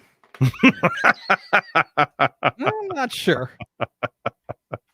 Not sure we need to do that. The Frank Beckmann Show, News Talk 760 WJR. Now sitting in for Frank Beckmann, here's Chris Renwick. Look, we know restaurants have been hit hard in this state, kind of repeatedly. And so when something good happens, or when a restaurant is all of a sudden, they're doing really well, it's exciting. There's some, there's kind of a buzz around it. Well, big things happen in the last couple of weeks. I don't know if you're familiar, but there's this outlet called Barstool Sports, founded by a guy from the East Coast named Dave Portnoy. You've probably seen him. He does a lot of stuff with like Tucker Carlson. He makes a lot of news. Well, he's also started this thing recently called the Barstool I actually don't. Barstool Fund, maybe, I think is what it's called. But basically, they're raising money, taking donations, and they're just giving money to restaurants across the country who need it. And it's not even like a one-time donation. Like they're going to check up on them and make sure that they, their needs are met, and just to keep them afloat until, everything hopefully gets back to normal eventually. Something else he does.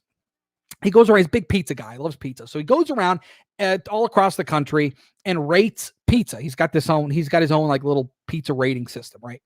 So he was just in Detroit recently, spent a couple weeks here, and he went around and was trying pizza places. And I don't know if I mentioned, he from the East Coast, but he went to the University of Michigan, was a grad at the University of Michigan. So he has some ties here. So he's in town for a few weeks and he's going around rating pizza. Well, he comes across one of my friends, love the guy, out in Melvindale, got a spot, Freddie Bello, Freddie the Pizza Man. I don't know if you've probably seen him around town doing whatever. So Freddie makes excellent food, excellent pizza. He's got goulash, he's got the whole deal.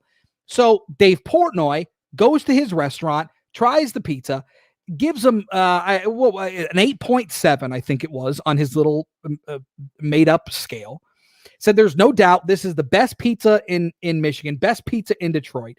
So you got to go. When this happens, he does this around the country. So when he gives a pizza place a good score, their sales go through the roof. I mean, like people are like flooding to these places, and it overwhelms a lot of these restaurants. So this happened to Freddie. When I was talking with Nick, who was producing this week, I said, I want to do a feel-good story. He goes, let's talk to Freddie. I said, great.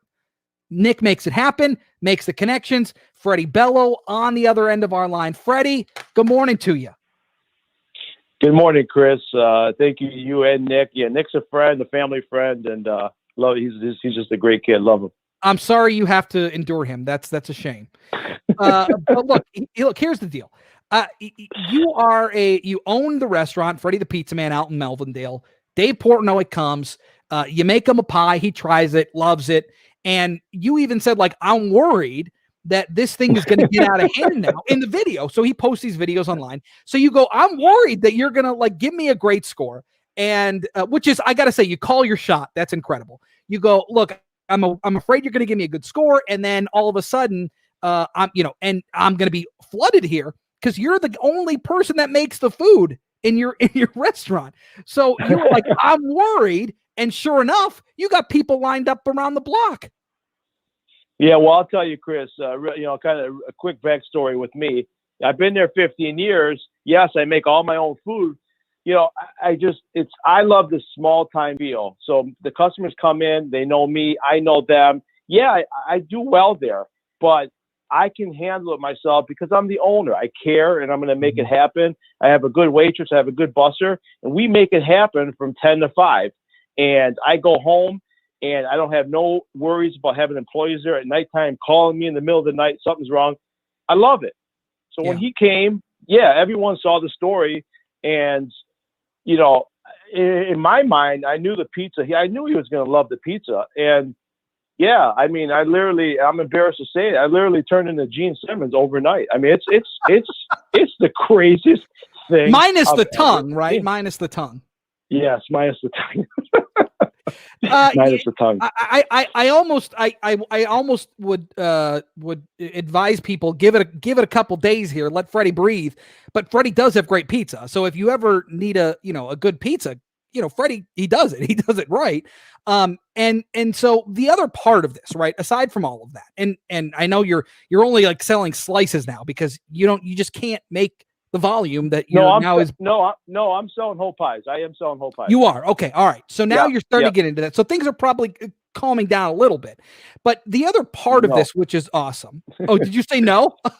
No, it's not calming down. Listen, Chris, I don't mean to cut you off, but I'm telling you, these wonderful people, it's 10 degrees outside. They're standing outside 2 hours before I open. 2 hours in line, 3 blocks down the street before I open. You got people coming from like out of state. You got people coming from like anywhere wacky. Have you talked to anybody like that? Someone flew in from Houston to have pizza. I sold out. Wait a second. Somebody flew in from Houston to try your pizza? Yes. And thank God I had the goulash because they had the goulash. And then someone emailed me wanted to pay me $500 to be the first in line any day I picked. Well, look, okay, but here's the better part of it all. And I'm believe me, man, I'm thrilled for you. I'm happy for you. You got great stuff, so I'm happy for you. But the best part of all this, you have a foundation, the Freddie the Pizza Man Foundation. Absolutely. Focusing on autism. Your son has autism, so you want to make sure. And in the foundation, the role of the foundation is you basically buy sensory equipment for schools around the state, so that autistic kids are able to utilize this stuff and help them. You have raised, since the video came out, since the rating and whatever, and since Portnoy came to the place, you've raised $26,000 in just a couple of weeks. Talk to me about what 1 week. Okay, 1 week. Talk to me about what that does for you, for the foundation, and kind of the momentum you're building from that. Well, I mean, you said it perfectly. I'm glad you said that because yes, I love the pizza fame and I'm working on it and I'm going to make it happen. Everyone bear with me. 6 days last week. I've learned a little bit each day. Each day I learned a little bit. So on Wednesday I reopened. I have a pretty good plan to make it happen for everybody. And everyone's been really nice. I mean, you have a few stinkers in there. They chew me out and whatever, but everyone's been really gracious and nice to me. But for the foundation, what it's going to do for the foundation is incredible. And I can't say thank you enough. And autism awareness is going to benefit from this.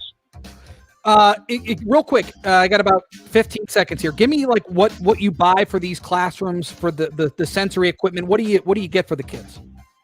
Ball pits, trampolines, swings, platform swings. It helps them decompress and get back into the school and start learning. So it's a great thing, and it's much needed in the state of Michigan. God bless you, Freddie. Great pie, great goulash, and a great foundation. Bear with me, everyone, please. Bear with me. I love you all. Get to his place in Melvindale. Hey, Freddie, we appreciate it, man. Thank you for the time. Thank you. Bye-bye. Yep, you got it. There he is. Freddie Bello from Freddie the Pizza Man out in Melvindale. You got to go. It's good pie. Just bear with them. Dress warmly because you'll probably be waiting outside. All right, more to come here on the Frank Beckmann Show, including the story out in Minneapolis. They defunded the police, or they tried to, and they cut funding to the police department. Now they're rolling it back. I'll tell you why coming up next at 10:48. All right, more to come. First, off to the roadways with Rich Lazinski.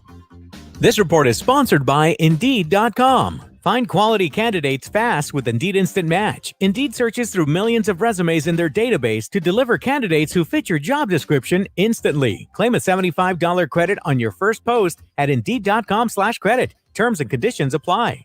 Expect slowdowns on I-75 southbound at Dixie Highway. We have a rollover crash reported by police. A wreck blocks your right shoulder on I-94 westbound at the Southfield Freeway. Look out for an accident on I-94 westbound at I-75. We have a disabled vehicle on I-69 eastbound east of Wales Center Road. An accident blocks the right lane of the southbound Southfield Freeway at Grand River Avenue. We have a wreck on I-696 westbound at Mound Road and another accident on I-696 westbound at Orchard Lake Road. Now WJR weather first from the Weather Channel. Here's your forecast. Slippery travel this afternoon and the steadier snow continuing 17 degrees, another inch or two of snow this afternoon, but more tonight. Most of our snow tonight, 5 to 8 inches, 13 degrees. Tomorrow, cloudy with a high of 20. As we get into Wednesday, cloud sunshine, 22. From the Weather Channel, meteorologist Ray Stagicon, News Talk 760 WJR. Frank Beckmann here. I'm with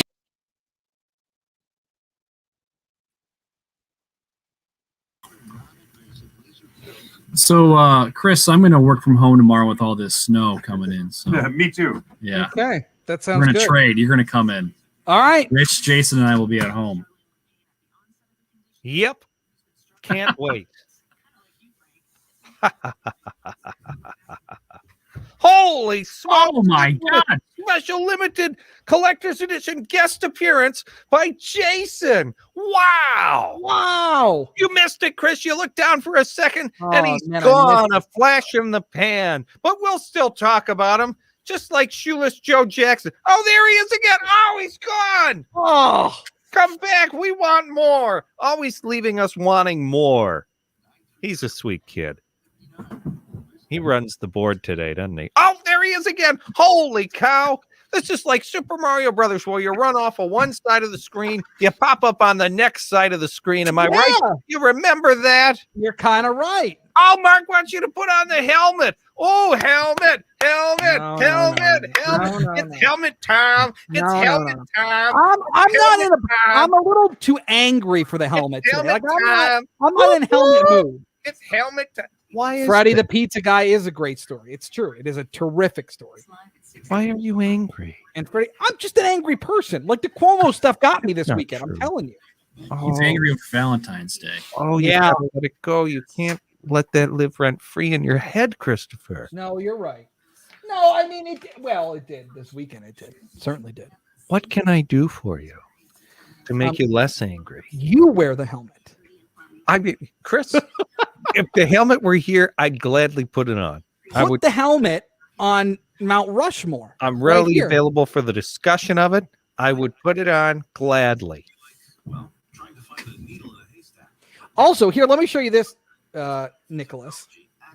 So I came across this. I was going through some stuff. So,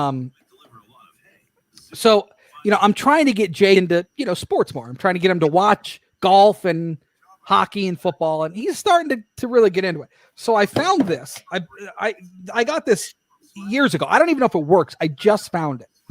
So I want to show you. This is Oh, those are cool. a hockey light, Oh yeah. right? It's called the goal light, and it comes with a little puck with a button. So you hit the button. I'm sure the batteries don't even work, but and you hit it, and the lights go off, and the whole thing. Let me see if it works. I don't even know. I haven't even tried it. I just found it. Let's see. Was it underneath the helmet? It was not. No, see, it probably doesn't even work. That's a shame. It might help if you put on the helmet. The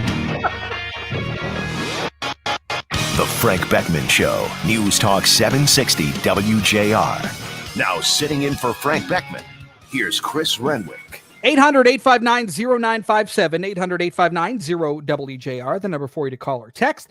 I wanted to give you this story, too, as we get into open lines in the 11 o'clock hour. I came across the story, and look, I'm no savant. I can't predict the future. All I can tell you is when I said this, I couldn't have been the only one. When the talk really started ramping up about, defunding the police, right? When that started ramping up, I said, you know what? You're not in my community. You're not defunding the police in my community. So go ahead, do it. Go ahead, Minneapolis, defund police. See what happens. Take away millions and millions and millions and millions of dollars and defund the police. Do it. This could be a good social experiment. I don't know. It's happening in your community, not happening in mine. God bless. Do your thing. So they did. And I want to find the exact number here. And I don't know if it's on here. It's not on here. I thought I had it written down. But they had they had taken away millions of dollars from the police department's budget in Minneapolis. Well, now, strangely, after, let's see, they say they have 638 officers available to work, roughly 200 fewer than usual. An unprecedented number of officers quit or went on extended medical leave after George Floyd's death in Minneapolis and the unrest that followed. So officers were like, you know what? Forget this. We're out. So ever since, people are complaining, again, strangely, that there are slower response times and there's an increase in crime. Weird. Who would have thought that was coming?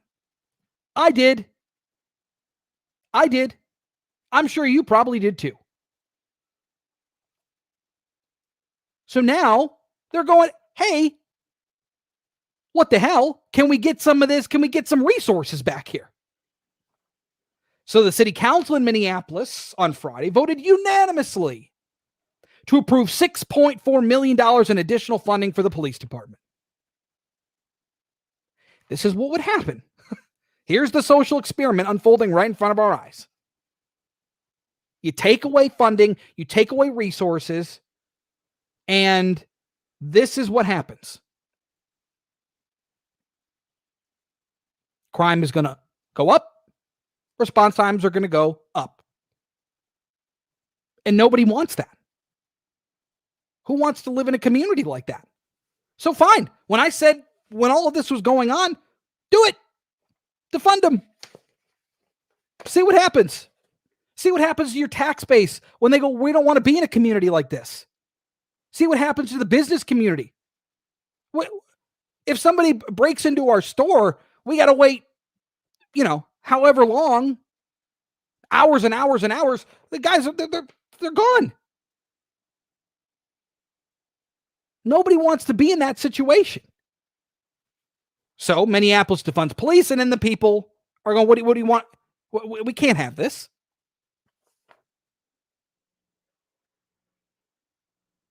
Meanwhile, 3 city council members have proposed replacing the police department with a public safety department in Minneapolis that would include law enforcement and other services.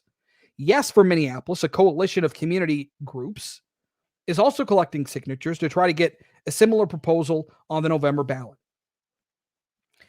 The Star Tribune reported the Yes Minneapolis Committee is being fueled by a $500,000 grant from the Washington, D.C. based group Open Society Policy Center, linked to billionaire George Soros. This is from the Fox News story.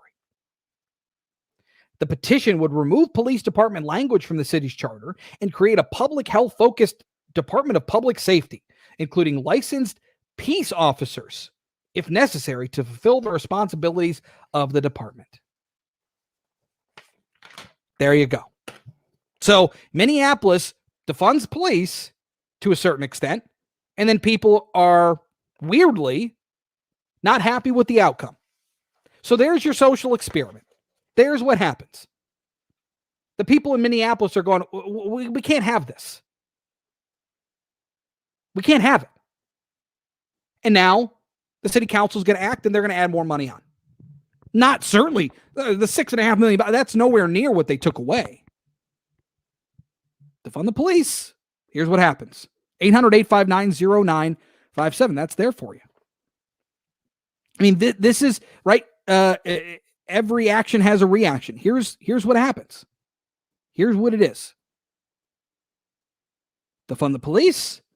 Crime goes up, and response times goes up. That's, to me, simple and obvious.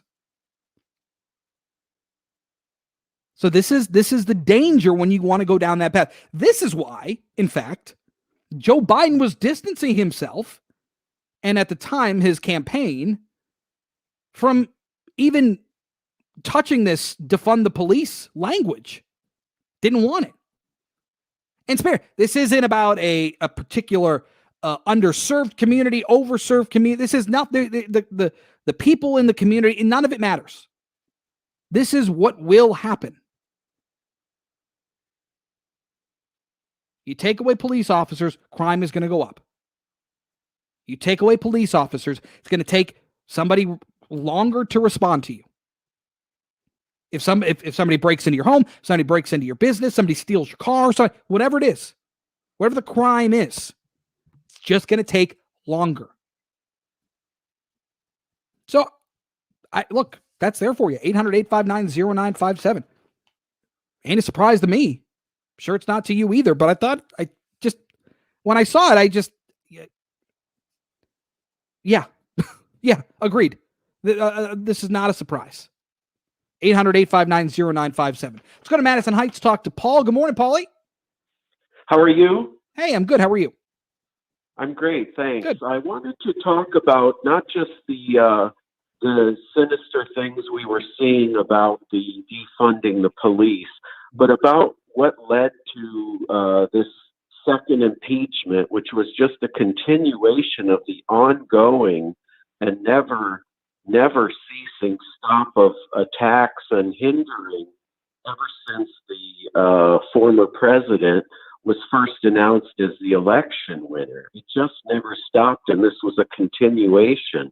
What troubled me most was watching some of the dialogue from the impeachment managers, including them trying to link side by side the violence that happened at the Capitol, playing with the very peaceful protests that happened at the Lansing Capitol, where some of the people were carrying firearms openly, but no trouble ever happened, and yet they linked it side by side to this violence going on, trying to say that everyone who was supporting the president and trying to push forward some of his agendas, which are just very American issues. Well, Paul, you know, that's the identity politics. That's the game that's being played, where it's not about the content of the crime, so to speak. It's not about the what he's been charged with in the House. It's the political theater of it. It's the game that they play as politicians.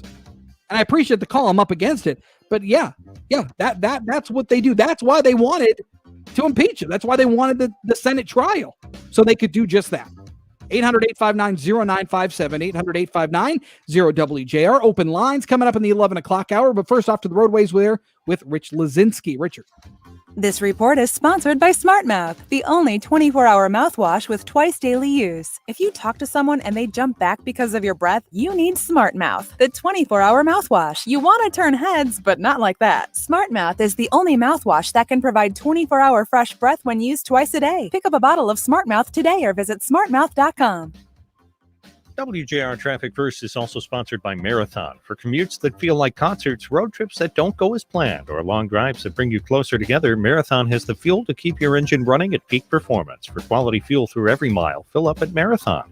Expect slowdowns on I-75 southbound at Dixie Highway. We have a rollover crash reported by police. Your left shoulder is blocked by an accident on I-75 northbound north of 12 Mile, and a wreck blocks your right shoulder on I-94 westbound at the Southfield Freeway. Now WJR weather first from the Weather Channel. Cloudy with snow showers up to 3 inches expected by the end of today. 5 to 8 inches begin for tonight. It's 13 degrees right now. I'm Rich Luzinski, WJR News in about a minute. Hey folks, 4-time Stanley Cup champion Darren McCarty here, and you've been hearing me talk a lot about the benefits of high-dose laser therapy for pain-free life centers. Now, let's be serious. I want to take a moment to talk to you about all the side effects. Oh, that's right. There are no side effects. So why are people still taking drugs, getting injections, and having unnecessary surgeries? Why are you? Time to take control of your life and your pain. Call Pain Free Life Centers today. 248-879-1100. No other center has experience or successful outcomes to help relieve you of your pain. I'm urging you. No, I'm begging you. Give Pain Free Life Centers the opportunity to give you a better quality of life. They're so confident in what they do. Your consultation and first treatment are free. You have nothing to lose but your pain. So what are you waiting for? Call today, 248-879-1100, or visit painfreelifecenters.com.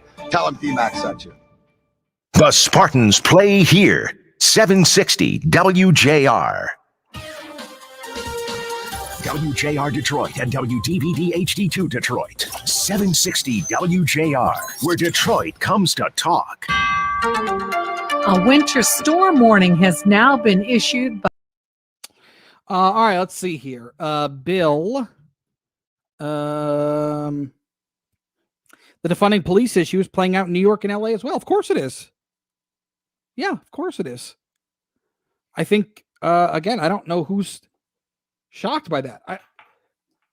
I guess I'm, the thing that surprises me is that so many communities adopted this or took it on. Big metropolitan communities. Look, if some, moron in Detroit can figure it out, how do you not see that coming down the pipe? I don't know. But it certainly is it's not surprising. Are you the moron in Detroit? That would be me. We're referring to? Oh. Yes. Yeah. Don't sell yourself short, Chris. You're not a moron. Yeah. So I don't know. You're not in Detroit. We're not in Detroit. You lie. Remember that? I am from Detroit. Is that what you tell people? Like if somebody, if you meet somebody, like if you're on vacation, right? And somebody goes, "Oh, where are you from?" I say What are you Michigan. going to say? You say Michigan. Yeah. Wow. What do you say, Richard? I just give them the longitude and latitude Okay. and let them figure it out. That's got a fax machine going on back there, Chris? What in the hell is that? Yeah, We it's an know old. there's smoke coming, for God's sake. It's an old school printer. Dot With- matrix. Yes, exactly. With the dots, on the Yes. you tear off the. Yeah, they're perforated. If I were a student nowadays, if they still had dot matrix printers, I would just turn in my sheet with the lattices on the left and right of it. I wouldn't even remove those. Oh, that's good. Well, sure, of course. I think that would be cute. Actually, one of my favorite shows, probably my favorite show, and Richard, I know you love it too, is The Office. Yes. The Office, one of my favesies. Yeah. And there was a moment in the last season when Dwight goes back to the annex to try to get one of the new guys to print something off for him. And he asks him to print it off, and he goes, I can't do that. It's going to take forever, because he has one of those printers. That's what they supplied him. The dot matrix. The dot matrix. Yes. Wonderful. And so he printed it off, and he started printing it, and then he just kind of sat back in his chair, and he was just looking at Dwight like, I can't believe this is what I have to deal with. Yeah, those were crazy. Exactly. Yeah. The Dow is up 27 points. The Nasdaq Ribbons. is up 69. That had to be held to maintain those printers. I'm Marie Osborne. We'll have more with Chris. Oh. Michael Dwyer enjoying the off-air banter more than the live show today. Oh, thank you. That's nice. Is that a shot at the show or? a Yeah, I don't know compliment what of it your is. banter? No, it's a I don't know. compliment. I like it. It feels like that's a slight, Michael Dwyer. No, he's doing the right thing. I respect his opinion. Yeah. He's going to work. So we have to say, oh, thanks. I appreciate it. Okay. Shake that. I'm totally cool with it. I'm not part of the regular traditional show. So Oh, yes, you are. Yes, you are. Oh, yeah. So let's see. What else? I helmet. I've tried to tell Nick that when he produces, he's got to come up with content for this portion of the show.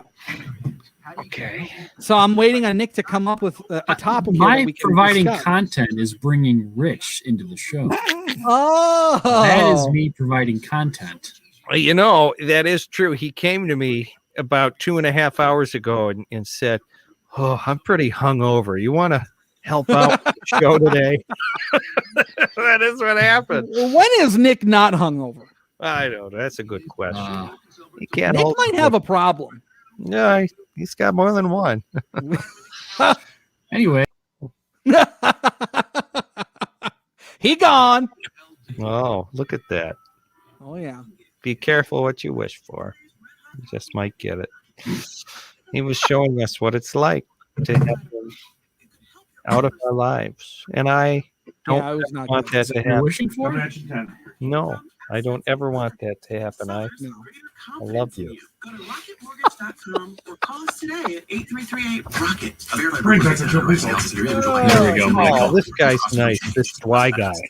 Oh, like there you go. That's the compliment we were fishing for. The Frank Beckman Show, News Talk 760 WJR. Now sitting in for Frank Beckman, here's Chris Renwick. 800-859-0957, 800-859-0WJR. The number for you to call or text. And look, we got a lot to rap about. Certainly we'll do open lines here and you can come on with whatever you'd like. But I mean, look, impeachment is still hot. This is Donald Trump was just acquitted for a second time. And look, impeachment will be going into the future purely political. By its very definition, it's a political act. So when you start talking about these politicians like, Dick Durbin and Chuck Schumer and, what's his name? Patrick Leahy, all these guys, they wanted the political nature of it. They know he's not going to be, convicted in the in the Senate trial. They knew he wasn't going to be. They knew he was going to be acquitted, but they went forward with it anyway. All the while talking about how important it is for them to pass this stimulus plan. Give the American people more money because that's what they need. So what is it? You can't have it both ways. Which is more important to you? They told you. They told you what was more important to them. And it was making Donald Trump look bad, furthering, tarnishing his image in hopes that they bury him and he can't, pick himself back up to run for another term.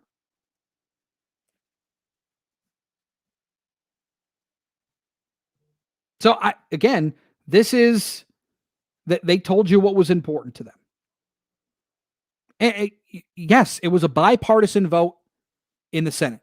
You had 5 Republicans join the Democrats and the Independents. That's not a surprise that like Susan Collins or Lisa Murkowski, 2 of the most moderate senators in the chamber, and Mitt Romney, voted to convict last time. So not a surprise. But the troublesome part now is you got guys like Tim Kaine out of Virginia who says, look, we're going to try the 14th Amendment. And this little section of the 14th Amendment, kind of dating back to the Civil War, this is where that started. Basically saying, like, if you succeeded or, headed up an insurrection or whatever, that you can't hold public office. And that's fine. But this is, you've already weaponized impeachment, the Democrats. Now they're going to weaponize, this small section of the 14th Amendment. It's a bad precedent. The impeachment was a bad precedent when you weaponize it, but now it's become commonplace. And furthering this crusade of beating Donald Trump to a pulp so he can't pick himself back up is tiresome. You can't claim to want to pass this stimulus package. You can't claim you want to get people this money. You can't claim that you need to help businesses across the country. Can't claim that you need to help states. All the while going forward and putting this as the priority. You can't do it. So that's there for you. The other thing that it just drove me nuts all weekend was the Chris Cuomo, Andrew Cuomo stuff. You got Andrew Cuomo in the middle of this, scandal.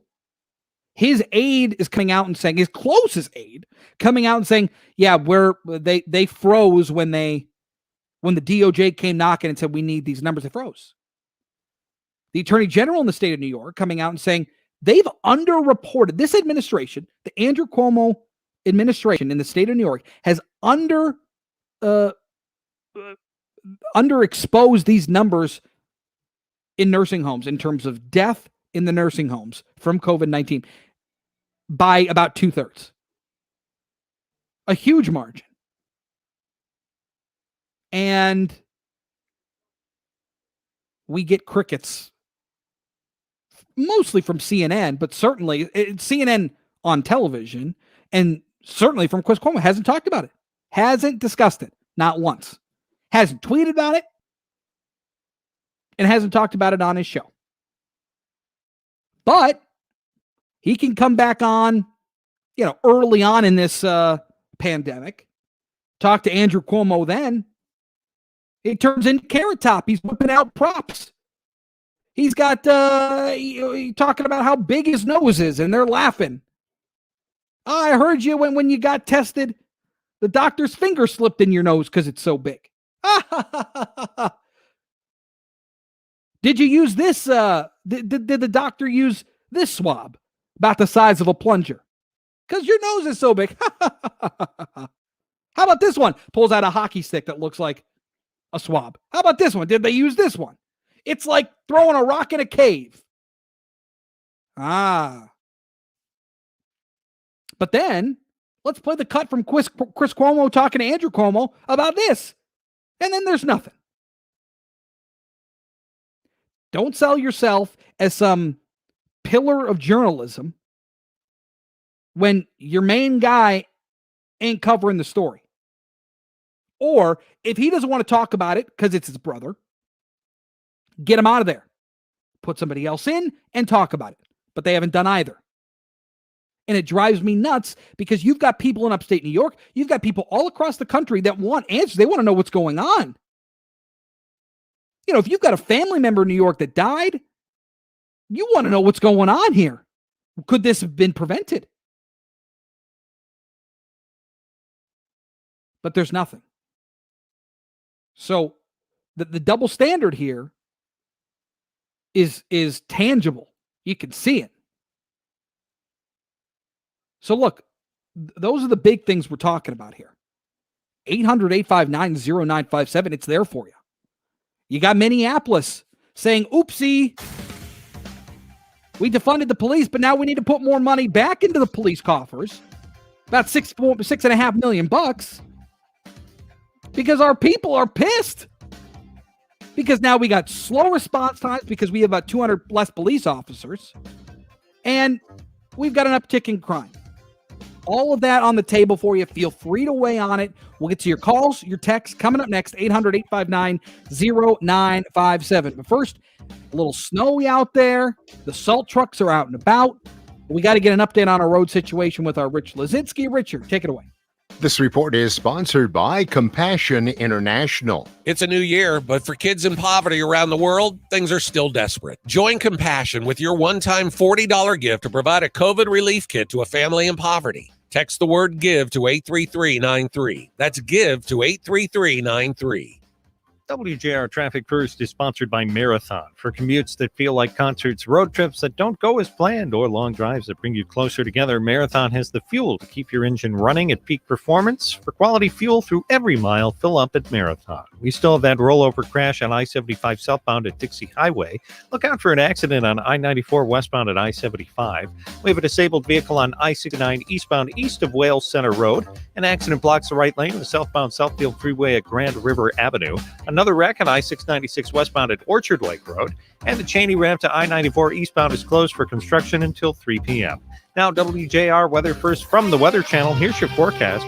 Slippery travel into the afternoon now. The snow picking up. Occasional snow this afternoon. 17 degrees. Another inch or two possible. Tonight, 13 degrees. Winter weather advisory stays in effect with snow likely 5 to 8 inches of snow tonight. Tomorrow, the snow should end early. Cloudy for most of the day with a high of 20. Wednesday, a mix of clouds and sunshine. High 22. From the Weather Channel, meteorologist Ray Staging on News Talk 760 WJR. You tennis fans, listen up because we got two ways that you can ace the Australian Open on FanDuel Sportsbook. Sports betting's live in Michigan now. FanDuel is hooking. All right. Hello. When you bet on any of it. Let's see here. Hi there. Oh, these are the callers here. All right. Let's see. Definitely can't claim unity. Enough already. Andrew Cuomo said, "Who cares? People died." It's true. The thing that drives me nuts, and I guess it shouldn't at this point, but it does. It's like everybody wants to point fingers for not doing this or that. And then when they got to look at themselves in the mirror, they're not doing it. And it's like, and everybody does it. Everybody does it, right? When you point, you got three fingers pointing right back at you. Right. Oh, I like that. I never heard that. Think of it, like when you're pointing, you got the three fingers pointing back at you. Yeah. I don't know. To me, how can I take you seriously? How can you take them seriously? It's just, I just don't understand. I don't understand how you're not accountable when something like this happens. Obviously, there's a conflict of interest. Obviously. Mm-hmm. And maybe Chris Cuomo's like, look, I don't want to do it. But then the advice should be, okay, then you're going to take a week sabbatical. Go ahead, go get a spa day, whatever you want, but get out because we got to cover the story. If you don't want to do it, and understandably so, you get out, and we'll find somebody to talk about it because we need to talk about it. I wonder if he really is having a spa day. That'd be nice. Maybe. Maybe. He's got the cucumbers on his eyes, and the Yeah. Maybe he's got one of those like foot baths under his desk. Ooh, yeah. At CNN HQ. Yes. You get from like Bed Bath and Beyond for like $25. Right. And or maybe like 22 if you got the 20% offer. And he's there, he's the best of both worlds. Right under the anchor desk. Yeah. Right under the anchor desk. That'd be nice.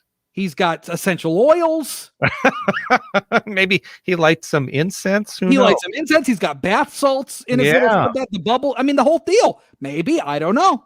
He's probably wearing a towel turban right now as we speak. Be. Yep. Oh, that sounds nice. So I just, I'm just saying, like, you can't have it both ways. You just can't. Mm-hmm. But this is where the people get upset. This is where people go, I can't watch CNN or I can't watch Fox. This is why. Yes, it's endlessly frustrating. I agree. But when in a time when we want information, in a time when when everybody craves the information, the proper information, we're trying to go to all these sources. Nobody's telling you the truth. Right. It's frustrating. It's frustrating. It's the lack of leadership on all parts of the equation. Just saying. Now, Bill brings it with the fish in the bath. Is that the one where they like all those little fish are in there and they are like clean? Have you seen that? The Frank Beckmann Show, News Talk 760 WJR. Now sitting in for Frank Beckmann, here's Chris Renwick. 800-859-0957, 800-859-0WJR. One more question that I asked earlier that obviously, if you want to hit on, you can. But it's the Donald Trump angle, right? Like, what's the GOP going to do going forward here? Right? Like, Donald Trump, he said he's got, this announcement. He's not done. Make America great again is just the beginning, like, blah, blah, blah, blah, blah. So, like, it sounds to me like Donald Trump is wanting to run again. Fine. But it's kind of like the party is going to have to get behind him a little bit. And are they going to? Somebody on the text here said, Dan Crenshaw could be another person. I talked about Nikki Haley, talked about Tim Scott, talked about Tom Cotton. I mean, there are people that I think that follow Donald Trump's ideology while, maybe not as, bombastic or, they don't have the same personality. So by default, they're going to be different. Kind of more political, more politician-esque. But Dan Crenshaw is another name as somebody who, could be in that same ilk. A lot of the same policy ideas as Donald Trump, totally different approach. So, are you with Donald Trump because it's Donald Trump? Does it have to be Donald Trump? Or can you support somebody else who, believes in the same policy ideas as Donald Trump, but not Donald Trump? So we hit on that too. 800-859-0957. Let's go to Dave in Rochester. Good morning, David. Morning, Chris. How are you? I'm good. What's up? Political theater. You and your callers, they talk about political theater, political weaponizations of impeachment. Yeah. Versus substance versus content versus journalistic integrity. I'd say it's 180-degree reversed relative to talk radio programs such as this and like what transpired with the 4 days of the impeachment as far as that being substance. Let's go through them. First of all, CNN. CNN hasn't covered the story. Okay, they're around the clock. That's 168 hours a week. Okay. of course, his brother's got 3%, less than 3%. 5 of those 168 hours. So of course, he's not going to be covering his brother on that. But it has been covered on CNN. Funding, Minneapolis funding took away of 180 million. It was first $1 million. Then the December proposal was for 8. That's 4.5% to be diverted into healthcare. It's not like a total defunding of the police. Okay. The retirements of the police, they weren't fired. Some of them retired on their own accord. Okay, but the numbers got significant. Okay, but the point is, on that end, people are noticing a difference. Like there's a noticeable difference. And Minneapolis had cut funding, millions and millions of dollars in funding. So I whether it's solely because people retired, which that's not completely the case. People left. People quit being cops in Minneapolis because of the climate there. Even though that was a radical group, that wasn't anything but a percentage of it to be rediverted. It's to talk about Dave, it's enough of a percentage for people to know that there's an uptick in crime and there's an uptick in response time from police officers. Fine. Let's presented in its proper context. Okay, let's talk about impeachment. What impeachment? What made you think, if you had watched it, looked at the substance, that this was a political weaponization, or it did not have a chance of being impeached? There were 7. There's 14% of the GOP senators, those who weren't beholden, were part of the Trump could shoot someone on Fifth Avenue and get away with it. Okay. What makes you think if Mitch McConnell had been an honest broker, that once he announced the day before, we couldn't have got another 10 GOP senators? But wasn't Mitch McConnell honest when he knew he couldn't impeach somebody who wasn't in office anymore, or they couldn't impeach a citizen? But then he came out and said, "Look, I think that Donald Trump holds some accountability here." Yeah, right. Sounds like he followed the Constitution. In other words, he's hanging his hat. He's hanging his hat on what he believes the technicality was. With once a guy leaves it during the impeachment process, that he can't be, not because of the substance of the story. In fact, his speech on the floor immediately following the impeachment vote was exactly that. So, Dave, let me ask you this then, because you apparently have a problem with me talking about impeachment as being weaponized by the Democrats. Fine. So let's talk about how the House voted on impeachment and to send that article to the Senate. How many hearings did they have on that? What was their due diligence done to feel where they felt that it was adequate enough to vote on that? It was a self-packaged due diligence. The evidence was all there for the world to see.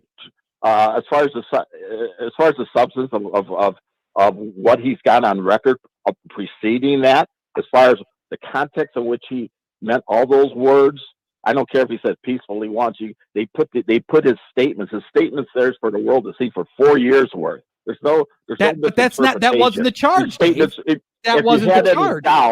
If you had any doubt as far as what he meant, all you had to do is look at his statements immediately following. This is what you get. No, Dave, come on. That's nonsense. That's nonsense. That's absolute nonsense. And we're obviously not going to agree, so I'll let you go. But that's ridiculous. So just because you've got 4 years of Donald Trump being Donald Trump, you have to hastily vote on impeachment? Get out. That's okay. All right, Dave. Appreciate the call. Let's go to Charlene in Detroit real quick. Charlene, good morning. Hi, good morning. Hey. Well, the whole thing is that these are the communists that are in office, that, like Schumer and Pelosi and all these people. What they're trying to do is destroy the system by abusing and misusing the system. This is what this is all about. And just like, the Constitution is to tell what the government can do. So they take the position, well, if it doesn't say we can't do it, that means we can. Just like when it comes to the Second Amendment and the right to bear arms. Well, if it doesn't say that you can't have AK-15 or 4 or whatever, 47 or whatever it is, then I'm not big on guns. I got you. Then that means you can't have it. No, if you don't want a person to have that weapon, you have to amend the Constitution. You can't pass laws. The Constitution is the highest legal authority in the land. So you can't pass something as a lower authority prohibiting it. You have to amend the Constitution. But see, they abuse the legal system in order to destroy the system. This is what this is all about. And like I said, to try to prevent Trump. Now, I don't. Well, I'm this not is what I'm beholden to talking Trump. about. Yeah, but this is what I'm talking about when you talk about weaponization of impeachment. This is what that is. When you take a incredibly important piece of our Constitution and wave it around willy-nilly. That's the dangers of it. 800-859-0957. Thanks for the call, Charlene. I got to run. Let's go off to the roadways, check things out there with Rich Luzinski. This report is sponsored by Compassion International. It's a new year, but for kids in poverty around the world, things are still desperate. Join Compassion with your one-time $40 gift to provide a COVID relief kit to a family in poverty. Text the word GIVE to 83393. That's GIVE to 83393. Look out for an accident on I-94 westbound at I-75. We have a disabled vehicle on I-69 eastbound east of Wales Center Road. An accident blocks the right lane of the southbound Southfield Freeway at Grand River Avenue, and the Cheney ramp to I-94 eastbound closed for construction until 3 p.m. Now WJR weather first from the Weather Channel. Cloudy with snow showers for today, up to 3 inches expected. 5 to 8 inches for tonight. It's 13 degrees right now. I'm Rich Luzinski, WJR News, in about 2 minutes. Have you been told you need spine surgery or just sick of living in pain? The Disc Institute. All right, here. So, the Bill brings up an interesting name because I don't know that people can get behind Ted Cruz. Ugh. I think that's how a lot of people feel. I think he's a butthead. I mean, just in terms of look, I'm not saying that you run for president one time and if it's not successful, you're out of the running forever. Obviously, Joe Biden ran how many times? Yeah, it's true. But to me, I don't see Ted Cruz being a viable candidate. I don't see any charisma there. Do you? Well, look, Ted Cruz is a smart guy. Sure. He's an articulate guy. But I don't know that I just don't know that Ted Cruz, I just don't think that he can garner enough support. I always liked Marco Rubio. I thought Marco Rubio was a guy that kind of had his stuff together, smart guy, young, That's true. I always kind of liked Marco Rubio. He's got a youthful exuberance about him. Yep. He's got a kind of quintessential, American story. Parents are from Cuba, came over looking for a better life. I mean, I always liked Marco Rubio. Always liked just kind of his sensible policy about him. Mm-hmm. But I think there are a lot of people. I'll tell you, the first time I really noticed Nikki Haley, she was the governor of South Carolina, and I believe it was Barack Obama's final State of the State address or a State of the Union address.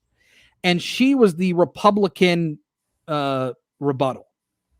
And I thought she was fantastic. I thought she did an excellent job. And it was the first time I'd really, heard her, talk about policy or whatever. And I thought she was excellent. And I don't really know that I've ever wavered from that. Now she's come on board here and said some stuff about, Donald Trump and kind of wiping him off the map a little bit, wiping her hands clean of him. And so that's, kind of pissed some people off, quite frankly. Sure. My point in bringing up some of these names there are a lot of those people who agree ideology with the ideas of Donald Trump. Mm-hmm. They're just different in the way that they approach them. And that's appealing for a lot of people. Yeah. Oh yeah. A bit more cordial. And that might help to pick up some independent voters too. Yeah. Like you look at what happened in a lot of states, down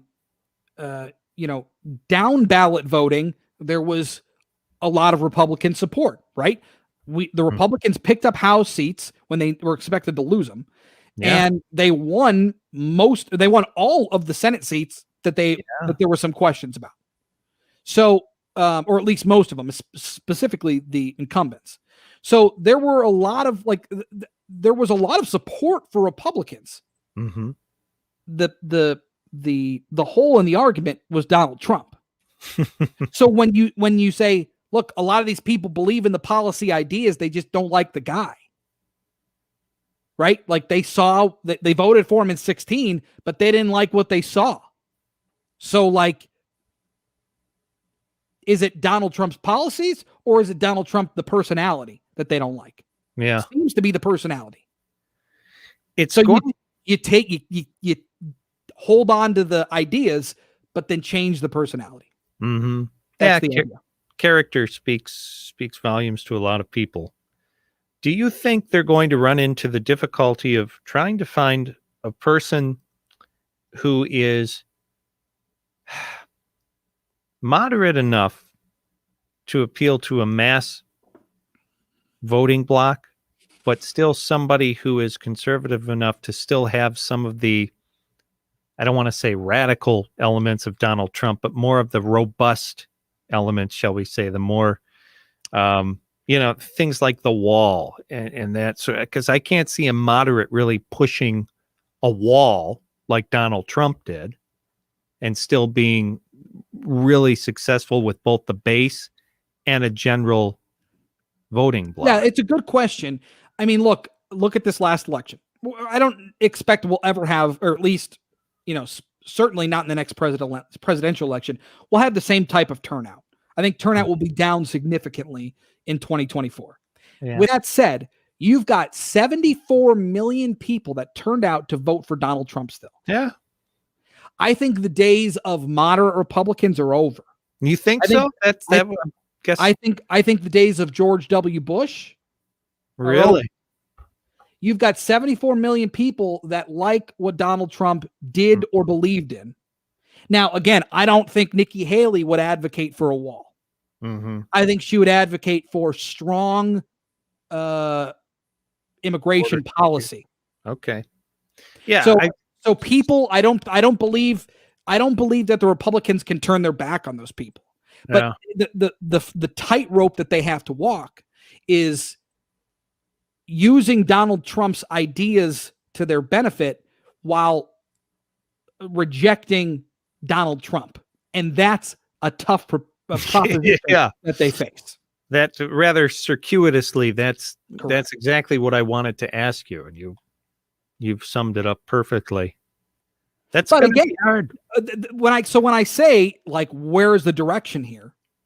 It's, will the Republican Party as a whole, will they reject Donald Trump as the person and say, look, we feel like you've got a ton of value to help our candidates, but we can't allow you to like be a hindrance. Like you can't primary people.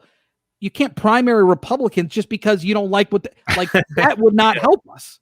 You'll never win another election again. Mm-hmm. So it's a tightrope that they got to walk. They got to figure it out. Yeah. That'll be interesting to see how they handle that. Yeah. Because he's a loose cannon, by a lot of estimation. Well, by standard terms, yeah. Yeah. And that's something that, with run-of-the-mill politics, they can't have stuff like that. Right. But he changed the game plan. It's all different now. Totally. The whole landscape is different because the whole format is different. You're right. We're Kearns Brothers. The Frank Beckmann Show, News Talk 760 WJR. Now sitting in for Frank Beckmann, here's Chris Renwick. 800-859-0957, 800-859-0WJR. That's the number for you to call or text. And let's get right back to the phones. Let's go to Ron in Rochester Hills. Good morning, Ron. Hey, hi. How you doing this morning? Hey, what's up? So, you've been talking a lot about the impeachment. I heard it earlier this morning that I had to do something else. But,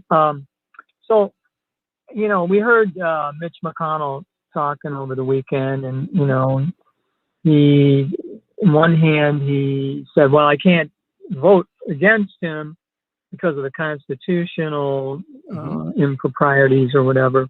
Yep.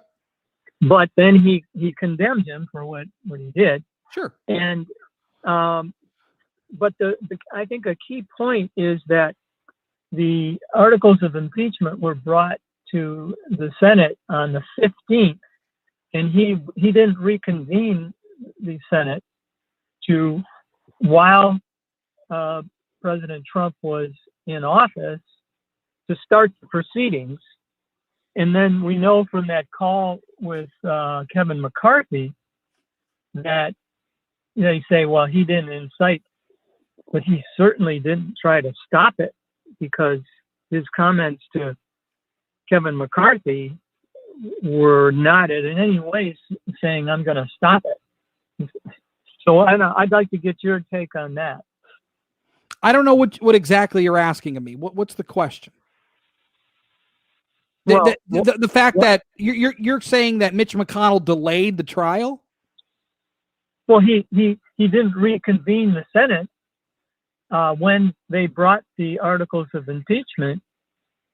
And if he would have done that, they would have started the proceedings while Trump was still in office. Well, okay, that's fine. I mean, I think that there was a lot of in terms of like the rules of the trial that the Senate was going to undertake, like there needed to be negotiation. Like just because the House voted on it in light speed and sent it over to the Senate, they sent it over to the Senate late. They sent it. I mean, it took them, a couple weeks to get it over there after they voted. So, I mean, the whole process kind of lingered. To me, it only benefited the Democrats to wait until they had their power structure settled. Then they negotiated the power structure within the Senate itself, because you're at a 50-50 deadlock. Vice President Kamala Harris is the head of the Senate. She's going to be the deciding vote. So they had the power. So there was a lot of clerical work that needed to be done and agreed upon, where before they could even go forward with anything in the Senate. So it just took time. I don't know that Mitch McConnell was necessarily stalling, but certainly there was some things that needed to be sorted out before they could even get to business. About Kevin McCarthy, he's like having his office broken into, basically, and saying, hey, these are your people, it's not Antifa, these are your people, and where you call them off, and he didn't. No, I would mostly agree with you there. I thought that as I'm watching this unfold, and as you were watching it unfold, at home back on the 6th, there was it seemed like there was a long time for the president, the former president now, to make a comment, a statement, anything. And even the recorded statement that was released, at the 3-second clip, it wasn't forceful enough. It's not what I wanted to hear. So from that aspect, I don't totally disagree with that. I think that, Kevin McCarthy he was angry about it. I think Mitch McConnell, everybody was upset by what happened. I don't know that anybody was really thrilled with the response from the former president. So there you go. I mean, that's what I got on that front. But in terms of delaying the trial, there was a lot of things that they needed to take care of before they even got to that point. Ron, thank you for the call. Appreciate you. 800-859-0957. Out to Hillsdale. Talk to Anthony. Good morning, Ant. Hey, how you doing? Hey, what's up? Hey. I voted Democrat all my life. My dad was a Democrat. He switched over and voted for Bush when guns were an issue. And Bush Senior? What's that, sir? What you said he voted for Bush? Which Bush? Bush Senior or W? W. Okay. W. Okay. So I guess what I'm calling to say is when my guns are on the line, that's when I start looking a lot more closely to these elections. Mm-hmm. And if they mess with my guns, then that would be probably the first time I vote Republican. But I really like the way Mike Pence handled himself during all this. I agree. And I would probably, if I voted for any Republican, it'd be Mike Pence. I thought he was a stand-up guy during all this and did it how he was supposed to. I would never vote to get Trump back in there. I'm just sorry, I wouldn't do that. And I think if it came back around to him running again, the country would show up again and not vote him in there. So I think that if the Republicans are going to do anything, they need to stay away from Trump and let that go and, work for somebody else. Yeah, I mean, look, I think from a gun standpoint, there were, Beto O'Rourke during the primaries talking about guns buyback, a gun buyback program, and if you don't sell your gun back to the federal government, they're going to come take it from you. Joe Biden said, "You're going to be my gun czar." So, like, there's a huge fraction of pro Second Amendment, armed, certainly constitutionally legal people that are fearful of the way that this administration looks at guns. And look, if that's what's important to you, Anthony, if that's what's important to you, then that's where you need to vote. That's what this politics thing is about. You vote what's important to you. If that's what's important to you, then that's how you got to vote. That's where I'm going to make my stand. And I just want to say, I think there's a lot of Democrats that think the way I do. Sure. And if it comes down to it, I'm going to see how this administration rolls the next 4 years. And then I'll make my decision and I'll go from there. But definitely, I think GOP needs to stay away from Donald Trump. It's not going to help him. All right. Good stuff, Anthony. Appreciate. Yep, I got you. Thank you for the call. Appreciate you. 800-859-0957. Let's get a check on our road situation with Rich Lazinski. WJR Traffic First is sponsored by Window World. Call Window World at 1-800-NEXT-WINDOW for your window, door, or siding project and take advantage of 0% financing for 60 months. Window World is America's largest exterior replacement remodeler.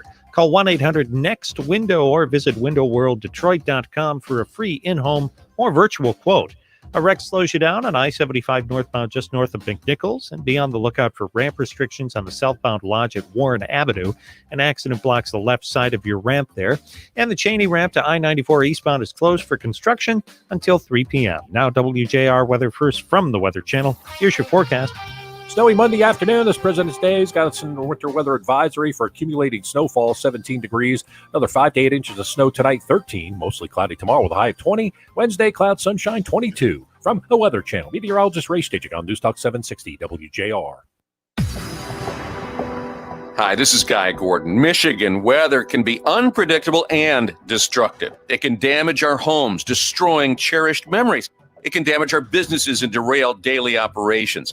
This devastation leaves you overwhelmed and confused, and the first thing you need to do is call our partners at EJH Construction. You can trust the experts at EJH to guide you through the entire process from the moment you discover the damage. EJH will contact your insurance company, working with them until you are back in your home or business. EJH has been building trust for over 50 years. We here at WJR trust them, and we know that you can too. When your property is damaged in any way, call EJH first. For more information, call 800-854-4534. That's 800-854-4534, or go to ejhconstruction.com. Here with Oxford Recovery Center's founder, Dr. Tammy Peterson. Dr. Peterson, scarcely a soul hasn't heard about Oxford Recovery Center, and it began with the use of hyperbaric oxygen therapy. How did you find out about that? I found out about it when my daughter had a brain injury at 9 years old, functioned at about 11 months. And we watched her go from 11 months functioning in a few weeks to actually functioning as a 10-year-old. All right, let's see here. Get a couple of these comments in. Couldn't disagree more with caller Dave. The riot and taking over the Capitol started before Trump even finished his speech. If it was so well known that trouble was coming, who made the decision to not have National Guard present? Someone blew it big time. I agree. You need to stand up to China, Russia, Iran, make people pay their fair share. That I think is a common theme that I think people do like. But I think a lot of people are worried if what the our relationships with other countries if that suffers in that way. So that's the trade-off you get. Pay your fair share, but do it in a way that doesn't ruin relationships. I don't know that that's necessarily the case over the past 4 years, but that has certainly been bandied about. 25% of both sides just voted to not let the other side win. That's probably true, Patrick.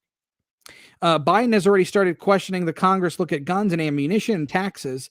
It's too late to worry about what has already been put in place. We're all screwed. Chris and crew will be on Facebook all week. We probably won't be doing Facebook all week, but certainly today and tomorrow we're going to do it. Anyway, Richard, so you're going to get a mattress today for President's Day.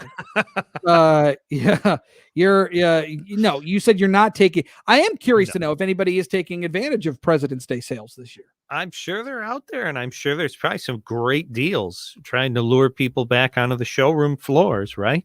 Probs. The other thing is, so Stephanie and I, we want to get like a bedroom set, like a new bedroom set. But like, truthfully, like, our van's gone. Now this Love's place is gone. So I feel like our furniture options are dwindling. Yeah. So it's crazy. Selection. Yeah. Well, it's like, so you got Gardner White. Okay. Then you got like Value City. And then you got like, what's that new place? Bob's? Yeah, Bob. Mark says try Bob's. So Bob's too. And maybe we'll find, I don't know. Maybe we'll look for something in one of these places. But like, I feel like your options have dwindled. Yeah. And with furniture, a lot of times you want to try it out, you want to feel it, you want to look at it, you want to sit in it. Sometimes you want to lie in it. You can do that online. Frank Beckmann Show, News Talk 760 WJR. Now sitting in for Frank Beckmann, here's Chris Renwick. 800-859-0957, 800-859-0WJR. We'll try to get to as many calls as we can here in the next couple minutes. So let's head on out to Dearborn, talk to John. Good morning, John. Good morning, Chris. Nice to talk to you. How are you doing? I'm terrific, Johnny. What do you got for me today? Well, the reason I'm calling is to alert you and your vast listening audience to a small arms treaty sponsored by the United Nations bureaucrats that affects our Second Amendment rights. In fact, if they get their way, there won't be a Second Amendment. And the president and his vice president, Chuck Schumer, are all anti-gun people. There's going to be a terrific battle here in the Senate. I'm anxious to know what the senators from our state and throughout the country think about this treaty that's pushed by these bureaucrats from the United Nations. In Article 5 of this tremendously controlling treaty they want us to sign, it's just amazing what they want things to happen. The screening for those seeking to own guns, giving bureaucrats the final say, restrictive licensing for gun and ammo sales, perhaps even bans on certain types of firearms, restrictions on the number of guns and amount of ammo that any properly licensed individual may own, bans on magazines holding more than 10 rounds, bans on owning a firearm for self-defense. Yeah, and look, hey, John, here's the thing. The problem that they're going to run into, right? Because again, what do they want? What do politicians want? What do they like the most? They like the power that they hold, because the power for them means money. So again, are they gonna go full, full left, full? I mean, that would be very radical. Is that what they're gonna do? Because I think what they're gonna do then. I mean, look, what was our last caller here? I want to get his name. He was in Hillsdale. Anthony in Hillsdale. Voted Democrat his whole life. He said, but look, if they're going to start, infringing upon my Second Amendment right, I'm out. I'm voting Republican. So I think there's a fraction of the party, and probably a pretty decent sized fraction, that if you start messing with the Second Amendment too much, they're going to bail. And I don't know that they can necessarily afford that. You know what I mean? So I guess I'm going to give them a shot to see what they're proposing and what the talk about it is. I don't think that they can go as far as that without some serious political repercussions. I appreciate serious repercussions, but the American public will be out of the Second Amendment. It will be canceled almost if they go through. That's why I'm interested in what our senators from Michigan and throughout the country, what the feeling is, especially among the Democrats, because they have a lot of anti-gun senators in the Senate. All right, John. Well, we'll try to dig up some info on that. Maybe we'll hit on that tomorrow. Appreciate the call. 800-859-0957. Go to Brighton, talk to Paul. Good morning, Paulie. Yeah, it's Paul. Thanks. Hey, Paul. Yeah, the notion that Mitch McConnell sets forth that it was unconstitutional to convict Donald Trump in this impeachment trial is absolute nonsense. And the reason is because it says in the Constitution, Article 1, Section 3, the very last sentence, the Senate shall have sole power over trial of all impeachments. That means no other government body, including the Supreme Court, by the way, has power to determine the constitutionality of the proceedings of that body. Correct. And when the Senate voted last Monday that these proceedings were constitutional, that also means that all resultants from these proceedings are constitutional, including the conviction. So for him to turn around and then say, oh, no, it wasn't constitutional, because when they voted as a body, I think it was 61-39, yes, this trial is constitutional. That's every bit as good as if the Supreme Court had handed down the decision if they had asked the Supreme Court. But the Supreme Court has no power to intervene and say what's constitutional in an impeachment trial, because it says in the Constitution that the Senate has sole power. And once the body made that determination, 61-39, that it was constitutional, then all senators are to take their places once again as impartial jurors, which these senators on the Republican side, who are now declaring themselves really the new Confederacy, they did refuse to do. They did not become impartial jurors. They sat in the gallery reading magazines with their feet up, which, by the way, if this were a real trial, they'd be spending the duration of the trial in jail, which is where they should be. So it's absolute nonsense. They let off a criminal. Let me ask you a question, Chris. Hold on, Paul. Let me ask you this. Let me ask you this, Paul, because you sound very knowledgeable here. Let me ask you this. If when does the legal trial of Donald Trump inciting a crowd, when does that begin? I don't know. It hasn't. I don't know what the status of that is. What does the what do you mean? What's the legal? Here's the status. It's non-existent. It's not going to happen because there is no legal standing, or really, there would be no shot that Donald Trump in a court of law would even be convicted of this. Let alone, of course there is. What are you talking about? Let me ask you two questions here to follow up, since you really believe. When Donald Trump made a speech in front of this mob that attacked the Capitol, and they stood there and they were armed while he was talking to them behind bulletproof glass, which means he knew they were armed. And that mob marched to the Capitol, the 10-minute walk to the Capitol, and the resultant attack occurred. Now, after that, Mike Pence and Nancy Pelosi were rushed away to a secure location, but Donald Trump was not rushed away to a secure location. During 9/11, when the planes were crashing in New York and in Washington, D.C., George W. Bush was reading a book to little kids in a school in Florida. He was rushed away. He was 1,000 miles from there. And Donald Trump was a 10-minute walk from the Capitol, and they didn't rush him away because he knew that that mob was doing his bidding, that he incited.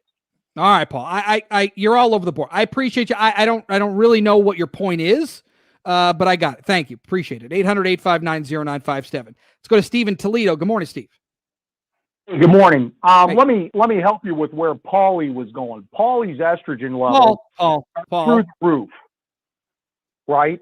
Yeah. So with all due respect to Paul, what he ought to do is he ought to go back and reread the Constitution. The senators do not get to dictate what is constitutional and is not constitutional. No, Steve, they get to decide what's constitutional or not. Come on now. Oh, okay. Yeah. Okay. I must have. My parents spent a shit ton of. Excuse me. Hey, Stephen, we can't have that. You were on a roll. You got a little loose there. It's all right. I appreciate the effort. Let's go to, is it Avis in Detroit real quick? Avis? It's Amos. But Amos, thanks, okay. Chris. Hey. I'm going to be real quick. The president did not have anything to do with the law enforcement in Washington, D.C. That's the mayor's job. Right. And as far as the Capitol Police's job. So if they needed backup, they needed to call the mayor. Mayor needed to issue orders. And as far as bringing the National Guard in, then I believe the president did offer to have National Guard troops there prior to the impeachment, or excuse me, the vote. But then it goes back to Nancy Pelosi and Mitch McConnell because they run the Capitol Police. So if there's going to be weight on what happened and who's responsible, the investigation is going to point three fingers.